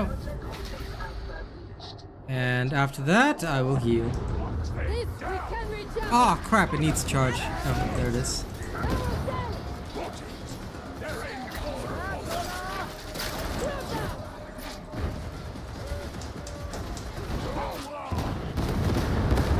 We can tend our wounds here. Medical station. Targets identified. With this grenade, I purge. Dead in a wave of filth. Medicate station.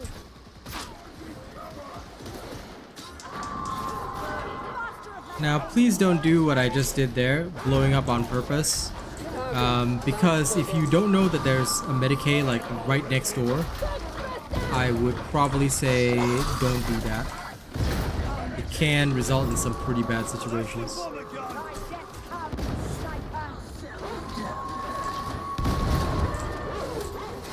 Threats neutralized. Targets marked. Excellent.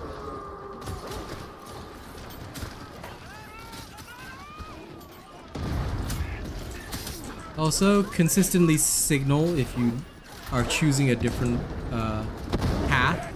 For example, you want to go down that side, just signal that you're going down that side. What'll happen is that your whole team will just follow you. Makes a lot more sense than people getting confused. Because there's multiple ways to, like, say, you know, get down here.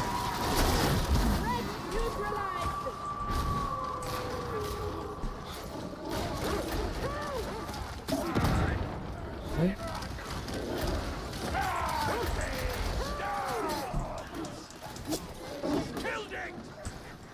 Okay, we're all good. Target classification. Switch close by.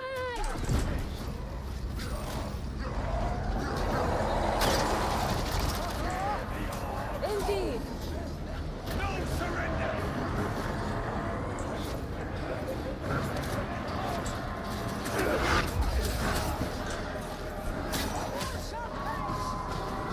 Elimination sanctioned.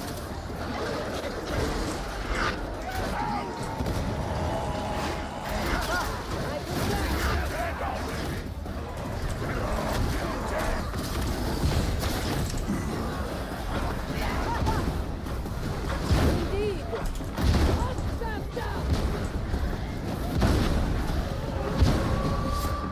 Trauma staff will still be buggy, yeah, Dan.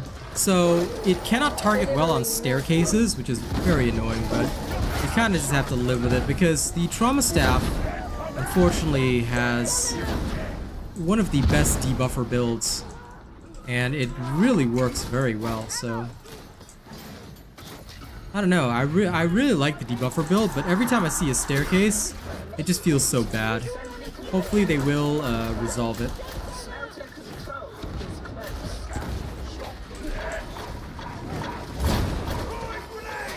Indeed.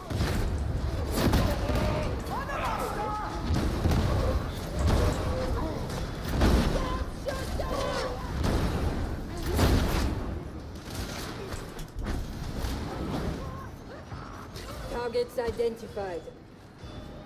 Yes. That would be a great way to play the Ogryn. Osic, because honestly, I thoroughly agree with that as a playstyle. If you are, you know, always the front line for your team, and your team is always safe because of you, then I'd say that you're doing a very good job.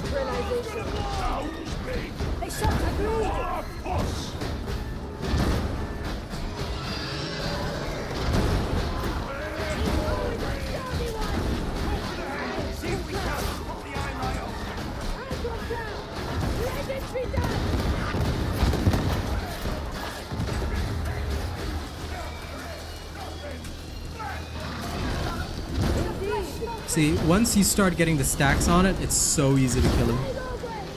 But you have to stack the debuff first, usually.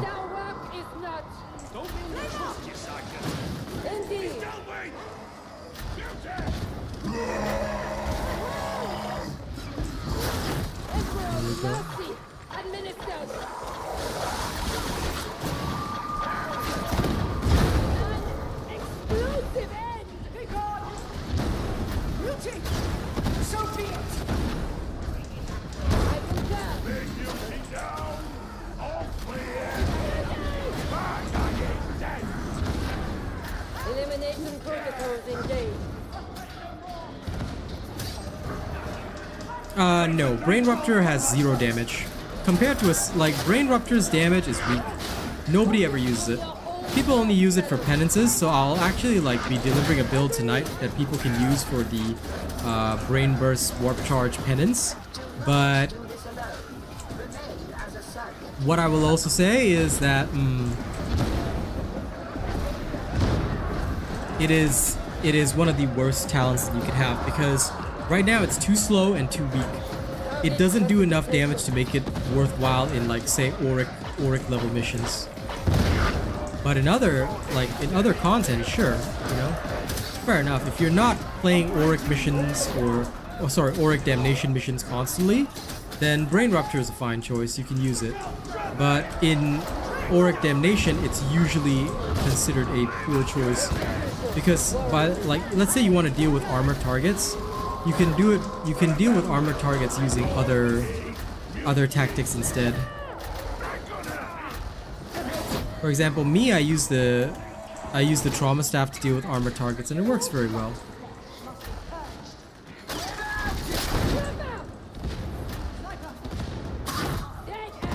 So in general, you know, it doesn't have a place. Most people just use it because you have to do brain bursting while at full warp charges, which makes sense. It's the old penance that we had to do. Oh, come on. It is the old penance, but yeah, doing it can be pretty annoying. So what I have done is I've made a build that will roughly work, loosely work, with Brain Burst, with Brain Rupture, and it'll basically be used solely for that penance if you really want to achieve it. I don't recommend doing it in Auric Damnation missions, but if you're just doing, like, say, normal damnation, or, you know, non-high intensity damnation, it should be fine. So you can get your penances done.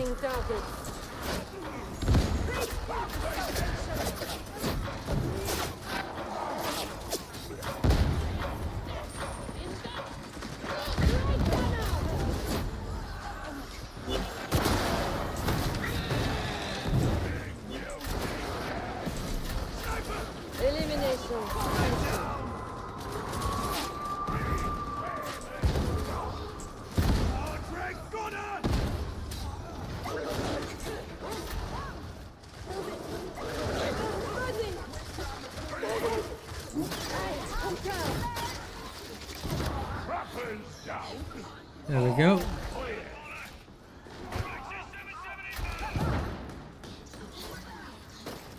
Any staff can be the best as long as you're using an Asian robot build. So just check out all the different builds that I have on my channel.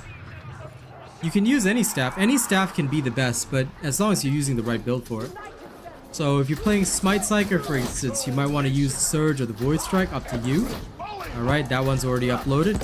Or a, say, Trauma Psyker, right? I have a build specifically for the Trauma Staff. If you want to play Purgatus, there's a Purgatus build on my channel. You should always follow the builds on my channel. Hey James, good morning. But yeah, there's no such thing as like best staff for a staff focused Psyker. Like, it depends on you. Some people like the Trauma Staff, some people like the Surge Staff, some people like the Purgatus Staff. All you really need is a perfect build. And as long as you're on my channel, I have only the perfect builds for Psychers. I mean, you can see their performance for yourself. You can see how many specials, hordes I take care of, how many elites I'm deleting all the time. Like, without me, most of the time a lot of things will not die. I prefer the Psyker. The Psyker is my main, but it doesn't mean, but as a content creator, I'll be experiencing all classes OSIC. Except for Ogryn, I do not enjoy Ogryn. Not because it's bad or anything, I just don't like it. But this time around, I may play the Ogryn. Simply because I really hate that people have bad content, so I'd rather see people have good content more often.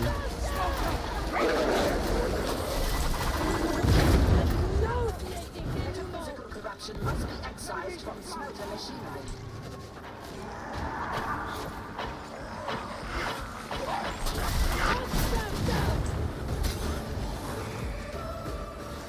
Now we gotta get over to their side.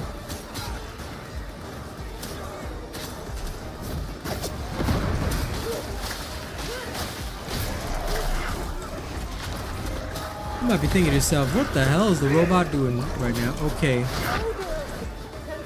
So I'm trying to get into position with my team, slaying hordes with my knives. Then, so this one I'll ping over there.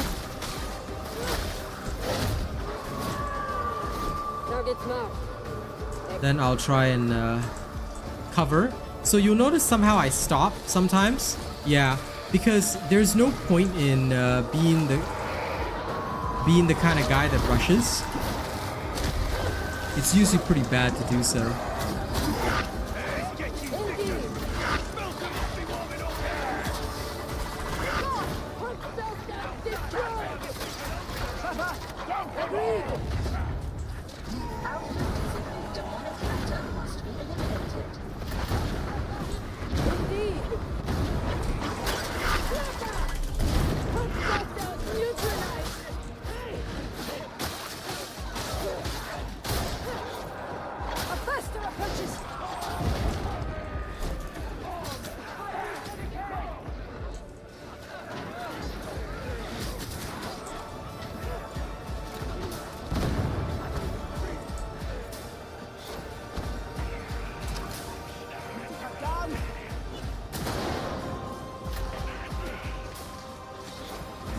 I hope they can kill it.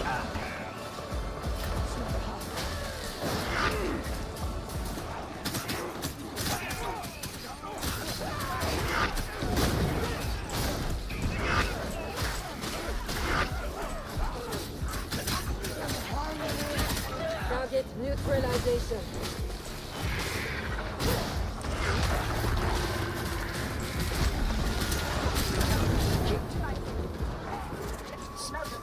Restored. Apply restart. Won't be a problem now. Down. Help, bitch, you're scaring me. Agreed. Okay, assist Zunia.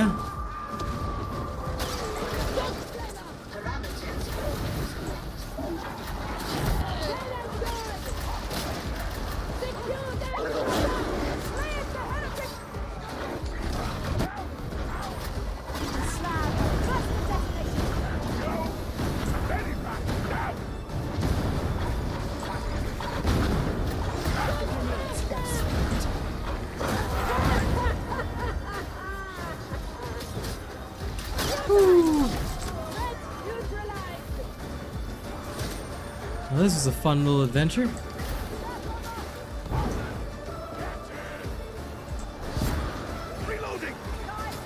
High intensity shock trooper gauntlet.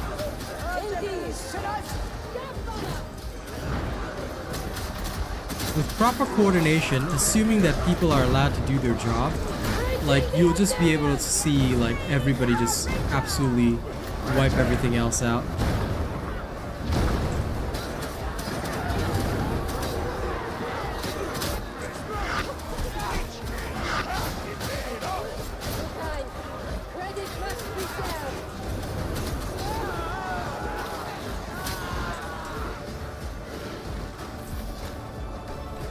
Hello, skunk. The thing is that psychers aren't just spamming assail. All builds that use a staff will want to use either assail or smite. The thing is, Dan, you cannot just use mostly the staff. That's the incorrect way to play the game. Especially at the highest levels of play. You should be using your staff, you should be using your assail, you should be using all the tools you have at your disposal. It doesn't mean that just because you have a staff, you should be using mostly the staff. No, that is the worst way to play, and that's going to get your team killed. Alright? You must understand what each tool's purpose is, Dan. This is the most important thing that I always try and teach psychers. Don't be fixated. Like, there are several people who are fixated on the idea that gun psycher must use a gun all the time. No. Wrong way to play. Totally the worst way to play. You play like that, you're gonna stay in heresy forever, which I'm sure you guys don't want, right? So how do you understand when to use different things? For example, let's take a look at the trauma staff. The trauma staff is for dealing with armored targets. So when you see armored targets approaching, trauma staff out, start smashing them. But assail is designed for hordes. What is your most common enemy? Hordes. This is why most psychers who do their job well will be spamming assail. Why? They're stopping the horde. If they do not stop the horde, do you know that in Damnation, a single poxwalker can dish out tons of damage? It will completely destroy you. It will completely destroy you. So you've got to be very careful. If you do not use the right tools for the right job, you know, you are screwed. This is the same for all classes, you know? I'm playing my trauma build. This guide is not out yet. This guide will be out tomorrow. Tonight, there's a different guide coming out. But you can play any of the other builds from all of the other guides that I've put out. Like, don't feel like you have to play what I'm playing right now. No. There's a lot of stuff. You should try them all out. Try each one and see which one suits you. Because what is also most important for you as a player is to learn that what suits me. Do I like the Surge Staff playstyle? Do I like the Void Strike playstyle? You know, you gotta figure out what is best for you. This is super important. And then, after you figure out what's best for you, learn which tools suit your purpose. If you're using the wrong tool for the situation, let's say for example that a psycher chooses like, I want to use mostly my staff. I'm just going to use my Void Strike staff, and then I'm just going to take a random power. Your build has no synergy. So what are you going to use the Void Strike for? You're going to use the Void Strike for dealing with every single horde armor target? Sure, you can do that. And then as soon as something unexpected comes, you're dead. You see how that works? This is where thinking cannot be dangerous. You must think outside of the box and also within boxes. You get what I mean? Don't just think outside of the box. Don't just think in one way. There's multiple thought processes that go on. Every single situation I'm thinking, when do I use my sword? When do I use my staff? When do I use a sail? You have to constantly be switching and thinking between all these three aspects, and that is when you become a very good player. Because the best players, they don't feel like, man, I love this thing, I should only use this thing. No. The best players in the game are always like, okay, this situation, this is the best tool. This situation, that's the best tool. Like if a sniper is at 50 meters and I'm using the Void Strike staff, my Void Strike staff is going to get that guy. But if I'm using Void Strike with a sail, you know, and my assail is already out, I've got some spare charges, I might just throw an assail at the sniper because it'll headshot him. You see? And I don't have to aim it. Then, if a horde is coming at me, if the horde is funneled down an alley and it's coming in a single direction, Void Strike staff can blast through all of them. But what if the horde is coming, it's a bit scattered, you know? Throw out your daggers, throw out your assail. By assessing, the more situations you put yourself in, the more you can assess, okay, what do I do here? What do I do here? What do I do here? What do I do here? That, and like, as the more you think, the more you'll be able to accomplish. All right? This is why a lot of players, I see a lot, you know, when they make the statement, and this is nothing against you, Dan, I just want to clarify this for everybody. When players say, I see psychers spamming assail, you should ask yourself instead, why are they doing that? Is it just because they're stupid? I don't think so. I'm sure most people have a purpose behind what they do, right? So the purpose behind spamming Assail is because it's the most effective horde clear tool right now. And it can take out specials too. So if you've got a mixed horde, which is very common in the higher levels, say you got Ragers, you got some Shotgunners in the horde, Assail will clear it all. But other staffs may not clear everything at once, you see? That's the key. What do you mean by the purpose binding makes you sad? Because I don't understand what you mean by purpose binding. So please clarify your statement for me. And my trauma interpretation is what you're seeing right now. You should definitely be applying my advice. Your internet died. Welcome back, Jojo. Reached a verdict on what exactly? You're gonna have to clarify what I'm supposed to have reached a verdict on. If it's the trauma staff, I've said it since the beginning. It's great. I'm just testing it out to make sure that it's as great as I think. Of course, this will be one of the builds that I put out. But if you clarify for me what I'm supposed to have reached a verdict on, I might be able to help you. Because I don't know when your internet died or when you stopped watching, so you're gonna have to be much more clear in your statement. And I will try and answer you in the best detail possible. You see here, enemies are all scattered. Okay, Bulwark. I pull out my trauma staff, but in this case, it's already dead. So now here, again, these gunners will be chopped to bits by my knives. So I send them all out, send them all out, send them all out. Armor target, delete, delete with trauma. Distant target. There. See, the constant changing between weapons is very important if you want to really succeed. And even then, if I need to recover, pulling out my sword is a great way. Why? Sword has unlimited dodges.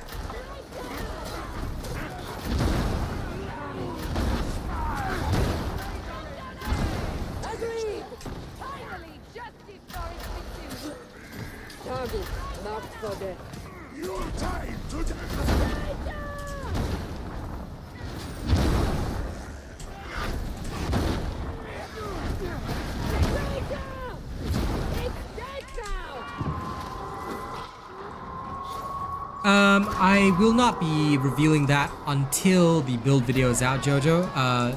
I think you heard what I said about them, people stealing builds earlier, right? If you didn't, I can repeat it. But basically, I don't discuss these factors until the build is out, just to avoid people totally stealing the content after all the testing is done. So I hope you don't mind. I just ask for time. I will have this build out for you by tomorrow, and you'll be able to, you know, do whatever you want with it. And of course, after it's out, I'll happily discuss all the factors.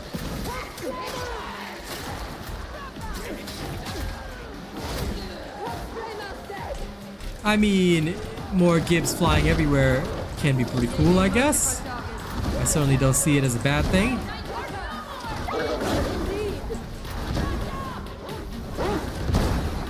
But more Gibbs means more frame rate drops, and I can understand why they don't do it.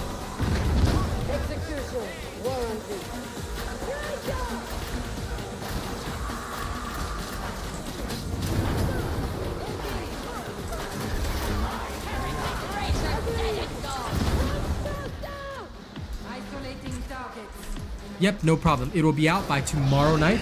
So, hey Elite. So thank you for understanding. I know it's a bit frustrating, but again, if it weren't for the fact that there are some bad actors, you know, who will try and put out a build before I do, after I discuss my work, yeah. If not for those, I would happily do it. And you have my sincerest apologies, Joe, for not being able to offer a full discussion on stream. You know, like I said, it's because there are just some people who will try and take away effort put in by others, and that's what causes these issues.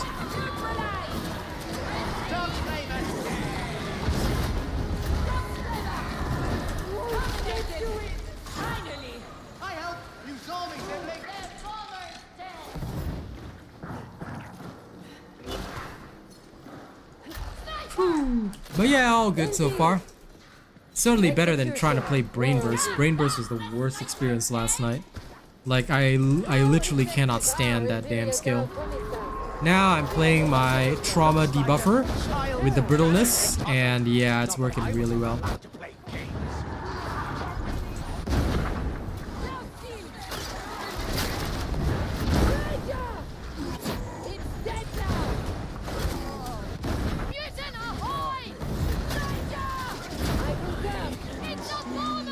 Like, to be fair, this has made, like, this build has made Trauma my legit favorite staff in the game.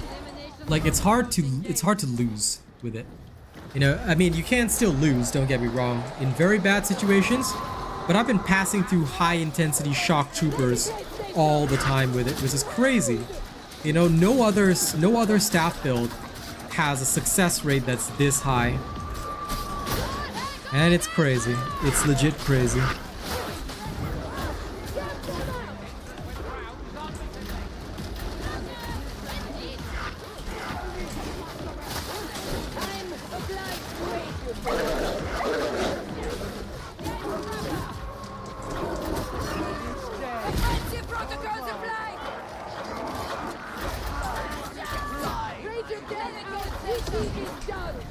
Now you see here, Crushers.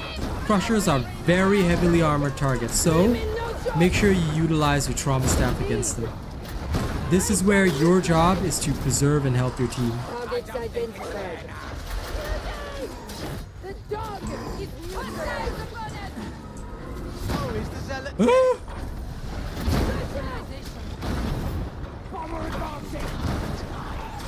Where did Mr. Darikanan go?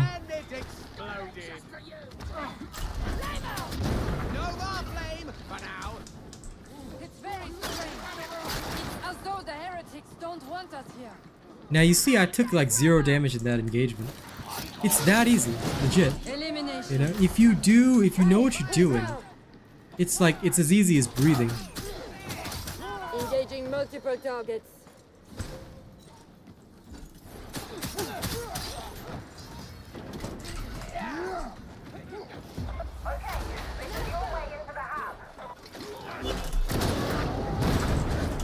Oh, come on. Like in that particular... Oh, yes, it's me. Hi, is this someone watching my stream?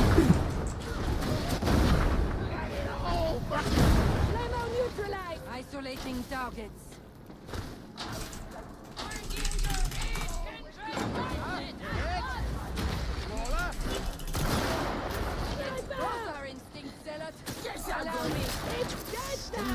Uh-oh. Hope you get me up. Here we go.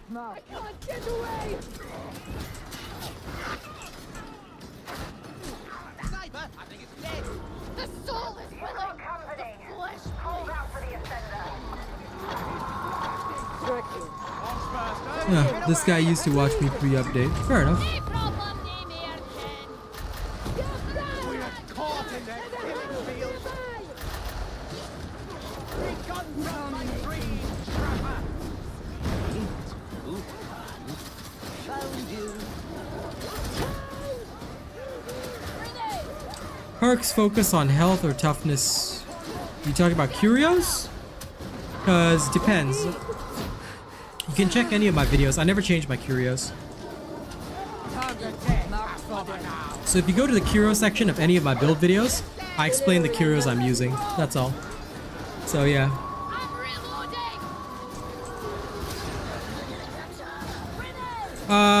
No, that's not normal, Eric. If you finish leveling your Psyker and you leveled Veteran and can't do it, it means that you're not aiming properly. Most people that have trouble with Veterans cannot aim. Like, I'm not saying this to be mean or you know, like, please don't think that. Like, some people get offended at the way that I talk. I just talk like this because I'm very blunt. So I apologize for that, but I'm just gonna say it straight up. People who struggle with, like, the easiest mission when they're low level is because you cannot aim. Veterans require you to have good aiming skill. You must be able to aim and headshot everybody constantly. If you cannot consistently headshot, alright, as in, like, you cannot just quick scope somebody on the head, don't play Veteran. It's probably not a good choice for you. Play Psyker instead. Because the Veteran class requires aim. There's no other way around it. The Veteran is designed to be able to target weak spots. And in fact, it was even worse pre-update. Yeah, no problem. I would highly recommend playing other classes then, because this is how you can tell that a class doesn't suit you. If you feel disjointed with the class, or you're not instant, like with the veteran, I've always said it, you know, people think I'm kidding, but you must be able to instantaneously headshot any single special on screen. If you cannot pop all headshots immediately, or make good use of the plasma gun, bolter, things like this, which of course are acquired later in the game, so you still need your basic headshot skills. If you cannot handle that kind of quick scoping play, it's probably not the good class for you. Like, you do better with other classes. Psyker, again, is like a range DPS that requires less aiming skill or different convention to aiming skill. So like, if I don't feel like headshotting, then definitely I will play the veteran. The souls the Emperor daily consumes is a terrible price for humanity. Only through sacrifice will my beloved be without it, we are lost. Yeah, some people like the shovel, some people don't. I just have never liked it personally. I prefer other weapons. Don't know how this guy got down there. Thank the Emperor. It is silent.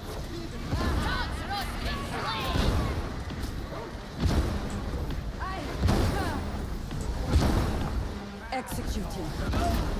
Like you see, in these tight corridors, my knives aren't very useful, but my trauma staff, that's why I use the trauma staff there. Appropriate tool for the appropriate situation. You follow that principle, you good, man, you good. Now we've got a crusher horde coming in. So, how do we deal with this? Oop. Well, assuming your team doesn't screw you over with barrel, you can deal with this the normal way. Blow up. This is where the trauma staff excels. See?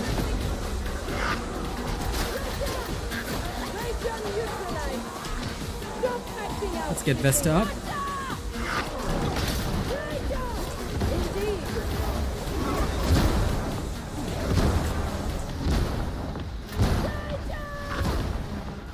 So a good psycher, even in that situation, see, survived.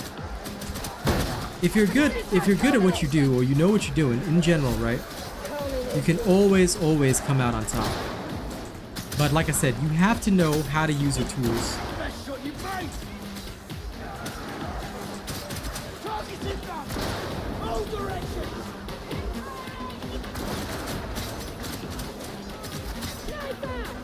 Yeah, Psyker is all about knowing your positioning, knowing where to go, how to fight, what tools to use in what situations. That's what's best about him. It's not Friday, but the camelet racing on Atoma is said to be superlative. Absolutely riveting. Really? You want to talk about culture? How the protest!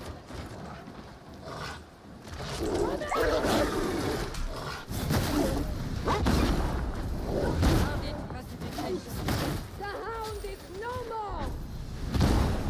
Demons warline chills my mind.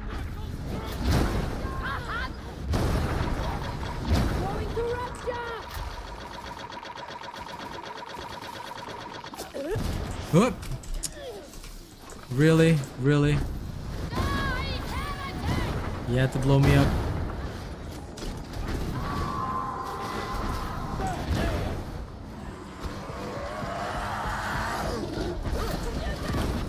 Yeah, don't worry. I would say once you're ready for damnation, you know, you will have much more experience with the game as well. But you never know. Don't be discouraged on the vet though. What I will say is that at some point you may be able to return and develop your skills there. Like I started out as a psycher, then I played zealot, then I actually found that vet was good after that.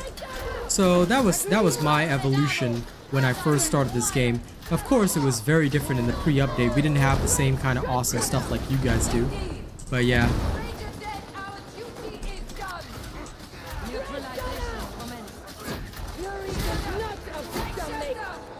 Now you'll notice I'm not just throwing. I started by throwing and then now I'm using the long range throw. See, this is all the this is what I mean by like knowing your stuff. Because I don't just fixate on one aspect of what I do. I'm like, okay, so I know how to use... I know that my daggers are the right choice in, like, say, situation XYZ, but I may need to also use them in a different firing mode. So sometimes changing is not just changing weapons, but also changing the firing mode of your weapon. Like, this can be a crucial thing. So be very careful.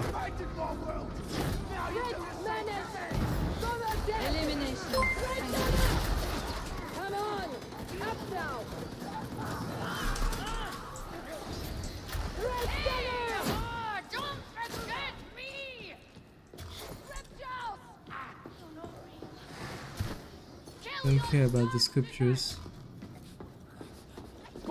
The solitude is not unwelcome, but I should find them. Execution warranted. Tracking. Tracking.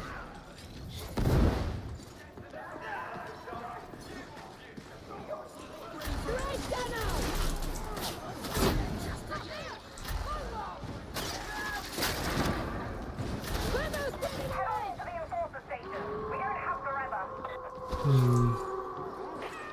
I don't see the power cell.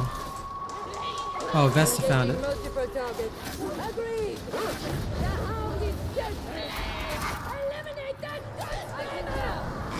It's neutralization commenced. Agreed! Justice administered! Here! Ye fight It'd be a shame that ye also be an abomination, and therefore unworthy of redemption. Who knows? Perhaps with proper guidance, I might have indeed. Try with proper guidance. Reaffirm an objective, mentor. For the task. I mean to consider it, aye? Come on, veteran! We need you! Unexpected. Target neutralization. The end game is just playing around with different builds, enjoying challenging missions with your friends. Like, the thing is, there's the end game is like, this is a horde-based game. You see, I understand that games like Deep Rock Galactic may have more content available for so-called end game, but what a lot of people need to understand is that because this game still has, you know, time to develop, there will be more of that coming in. But if you really want the end game content, try to run a Maelstrom mission. See if you can, because you've stopped at difficulty 4. So although the mission is the same, with a Maelstrom modifier, I feel like nobody's really completed the game until you've done that. But Darktide can also be the kind of game where, and I completely understand this, it's more about like just completing the missions, seeing what kind of challenges you can do, and trying out different builds to have fun. Like, that to me is a fair enough way to play.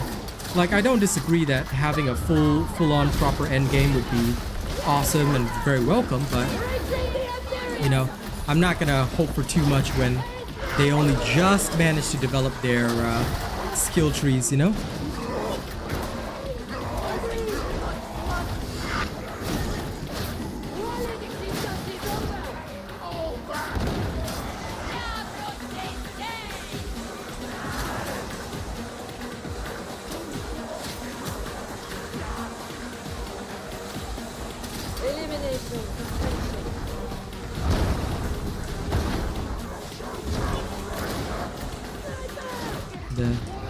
Easy.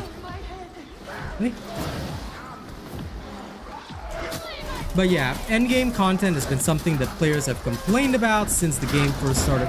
The thing is, we don't really need an endgame. Of course, I would love to have it, but the game itself is fun on its own. Like, I get excited about trying something new, playing a different build, and in fact, ideally, right, in order to give them that development window, once I'm done with all my content, I'm just gonna like chill out, play some other stuff in between. You know, there are other games, like, I feel that this game should, for the current time, right, at least for the next year, it should not be a standalone. Like, you should be playing other stuff in between. Like, it's not gonna have the same kind of development as games that have been out for 5 years. Like, not only did they struggle with a bad launch, but they've had a long time to build, like, they needed a long time to build these highly effective systems. So yeah, I'm not too worried on the endgame bit. Elimination protocols engaged. What do you mean Wormwood vids? I'm unfamiliar with what you're referring to. I always play Diablo 4. I'm planning on checking out Season 2, although I may not be there like directly at launch. I'll see. I'll see whether or not I want to be there at launch. But Diablo 2 is a very common choice. Sorry, Diablo 4, not Diablo 2. Diablo 4 is pretty okay, and I see potential for the content there. Yeah, we gotta help them.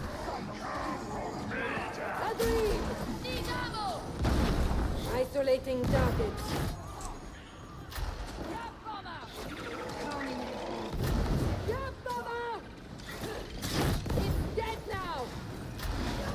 Oh, okay. You're talking about the Vox things. Yeah, you know what that's leading to? Gene stealers. Now, this is my speculation, by the way. But a lot of other people are thinking the same. Gene stealers. It's gotta be a gene stealer cult. And if they add that into the game, dude, I'm gonna cream myself. A gene stealer cult would be the best experience ever. I have been aching to fight gene stealers. Well, I want to fight like the gene stealer cult. Not just the gene stealers themselves. Gene stealers are a space marine. Oh, come on, no. Like, really, you sent that guy into me, dudes. Alright, challenge mode activated, I guess.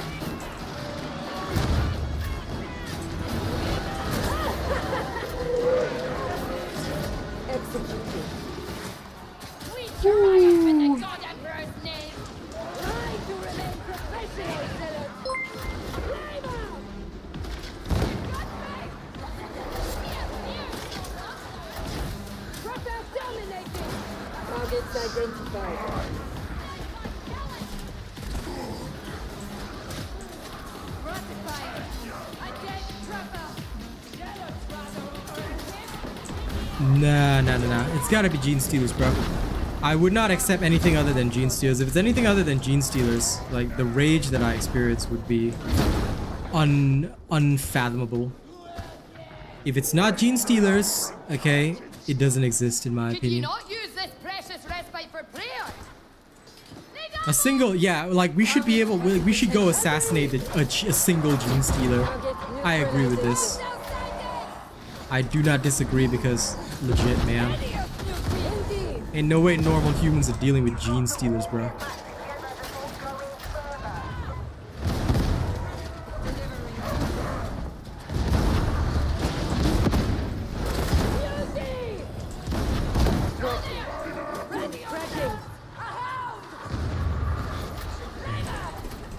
Okay, preserve them.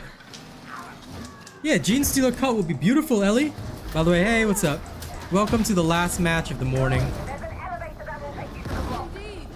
I'm going off after this, but don't worry, there's a night show as well. I always have a night stream, and where I can, I do a morning stream. Oh! Okay. Yes, Ogryn, please shield me. I can get them all. I just need time. See? Asian robot killed, Asian robot killed. This is why the Psyker is so powerful. Anything bad? It's not the other guy with the Void Strike staff killing, no. It's Asian robot killing. See, this is the crucial key.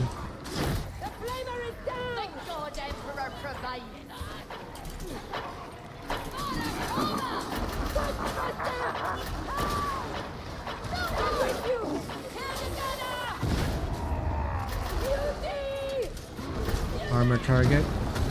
Isolating targets. Those grenades were tedious fruit. Oh, come on. Kill the mutie, dude.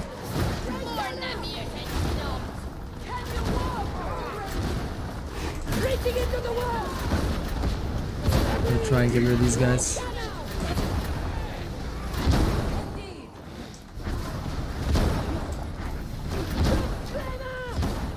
Elimination sanctioned.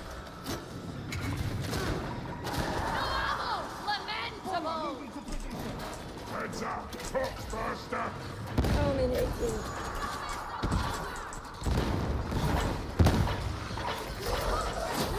Oh, come on. Pick me up quickly.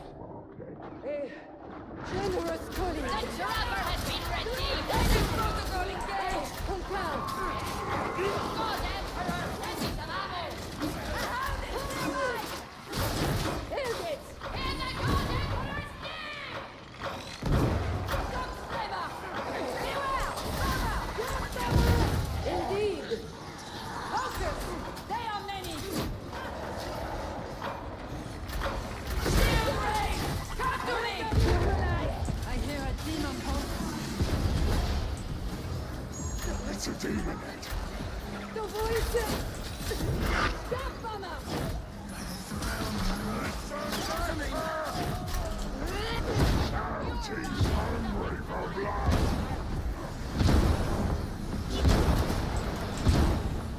This is one of the few cases where I prefer the trauma staff over the assail for the horde clear. Why? Because just so you guys know, in that particular circumstance, right, what really worked was the fact that the trauma staff could hit everybody in that staircase area, since it was a limited area. So that is where I would use the trauma staff first over everything else.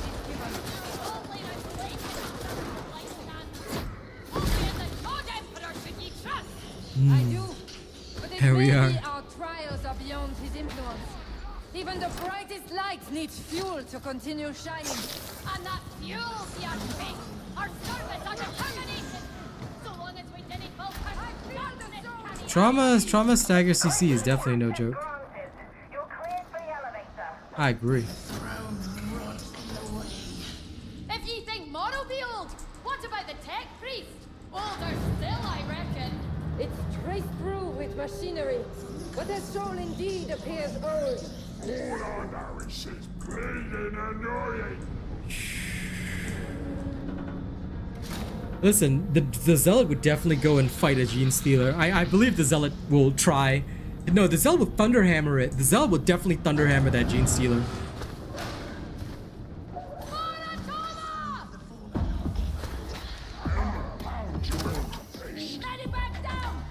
Okay.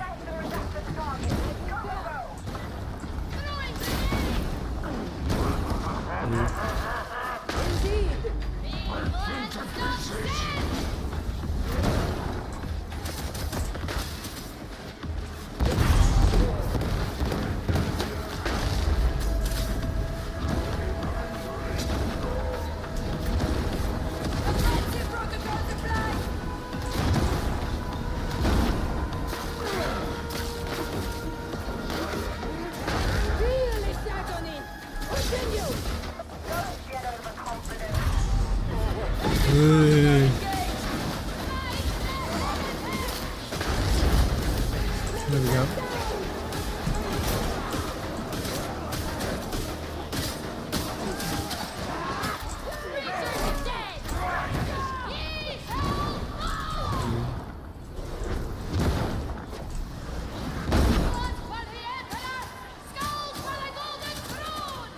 Elimination protocols engaged. Redemption claims ye! Right. The God Emperor! I tell you. Thunderhammer Zealots would be so sad when it like runs away and stuff. But the trauma is so good with the debuff. Like I said, the highest success rate now, the highest success rate you can have now in the game is solely due to the trauma staff. I don't like it just because I think it's the fact that the debuff applies and boosts everybody's damage. Right now, the trauma is just so good. Like, assuming that you have level 4 on your Brittleness blessing, dude, it is single-handedly the most powerful staff in the game. It goes from the weakest to the best, assuming that you use it as a debuffer. It's not rending, it's Brittleness. Rending applies only to your damage. There's a difference, guys. This is very important that you need to understand. Brittleness is a debuff on the enemy. Rending is a buff to you. It means that whatever enemy's armor it is, your attack will hit as if your attack will have a calculation as if it's a lower armor level. So rending applies to you only. Rending will not stop the enemies. It's armor penetration from you. Right? Brittleness is a debuff on the enemy. That's why when the Brittleness stacks apply, right, you don't see it in your buff window. It's a debuff on the enemy itself. You see? So rending is good. But remember that rending only buffs you. Rending is my armor penetration. Brittleness is everybody gets armor penetration, which is freaking sick. Yeah, exactly, Ellie. That's what I want. That's what I want. Yes, for Ogryn players, that is also a great choice. Yuri plays a lot of Ogryn, and Brittleness is good. Well, yes, that's one way of looking at it. I mean, technically, it's not selfish if you're killing enemies faster, but yes. In simple terms, that is pretty much it. Brittleness buffs everybody. Rending buffs you. But still useful. Because all of it is armor penetration. That's how you can just, like, clear your way through tougher armored enemies, you know?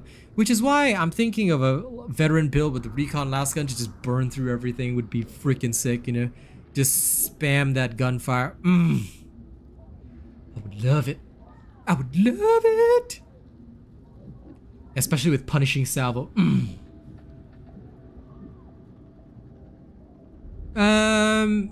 No, you don't need a progression guide.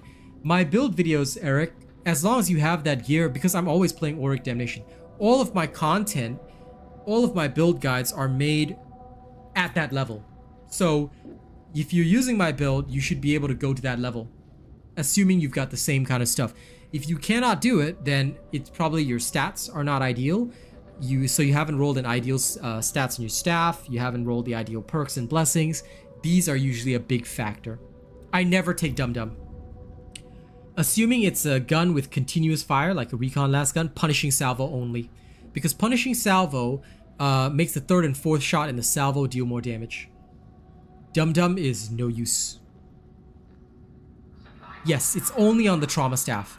Which is why the trauma staff, if you, like, without that blessing, it's the weakest staff in the game. With that blessing, it's the strongest staff in the game. Like, it's unbelievably good. Monstrosity attacking? No problem. Do you know that most of my wipes with the other staff was because a Monstrosity was coming in and slapping the shit out anyway? With a trauma staff, boom, boom, boom, boom. Monstrosity dead. Why? Everybody's dealing 80% more damage. You see? Yeah, it'd be too good on the Void Strike. Yeah, Jojo, it is. Give me a sec to show it to you. Alright, I'm just quickly gonna hide the trauma one, but I'll shift over. So, as you know from my gun Psyker, punishing salvo plus 45% damage on, this is only tier 3. If I had a tier 4 one, it would be even more. Yeah, I think it's like, what, 60% or something? Damage on third and fourth shots in a salvo. So, if you guys would like to see it before I go in the meat grinder, I can do that. But yeah, the trauma staff right now, hands down, for Auric missions, it is the strongest staff in the game. There is no staff that can beat the trauma staff, assuming that you have the blessing. Without the blessing, weakest staff in the game. With the blessing, there is no staff that can beat it. I have had a win rate of close to 80% with the trauma staff. It is the highest win rate in Auric. Why? Because it makes everybody better. And the only way to help most of the people that are not very good players is to, like, either carry them by being an excellent player or bring them a debuff that can help carry them. Which is why, guys, if you got something in your tree that gives you brittleness, play exclusively that. because Brittleness is so good. It is the most important debuff in the game. And if you have that, bada bing, bada boom. Anyway, this is the Punishing Salvo. So if I were to use it here, do you see the damage on like the, well, it's hard to see, but in a salvo, like you just see like your third and fourth shot do better. So yeah, if I had rending on this, I'd be able to burn through. I'd be able to burn through even carapace armor. But I don't, so this will mainly be used on my gun psycher for this kind of shit.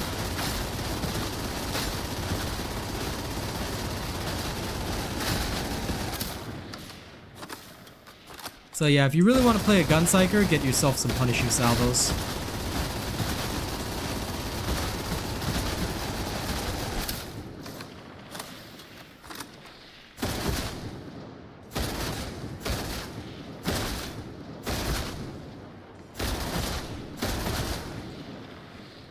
Yeah, I love the way this gun screams. I really do.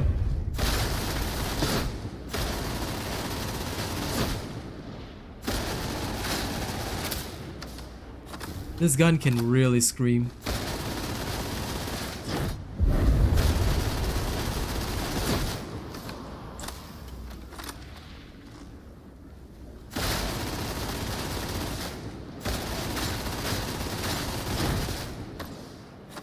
Hell yeah.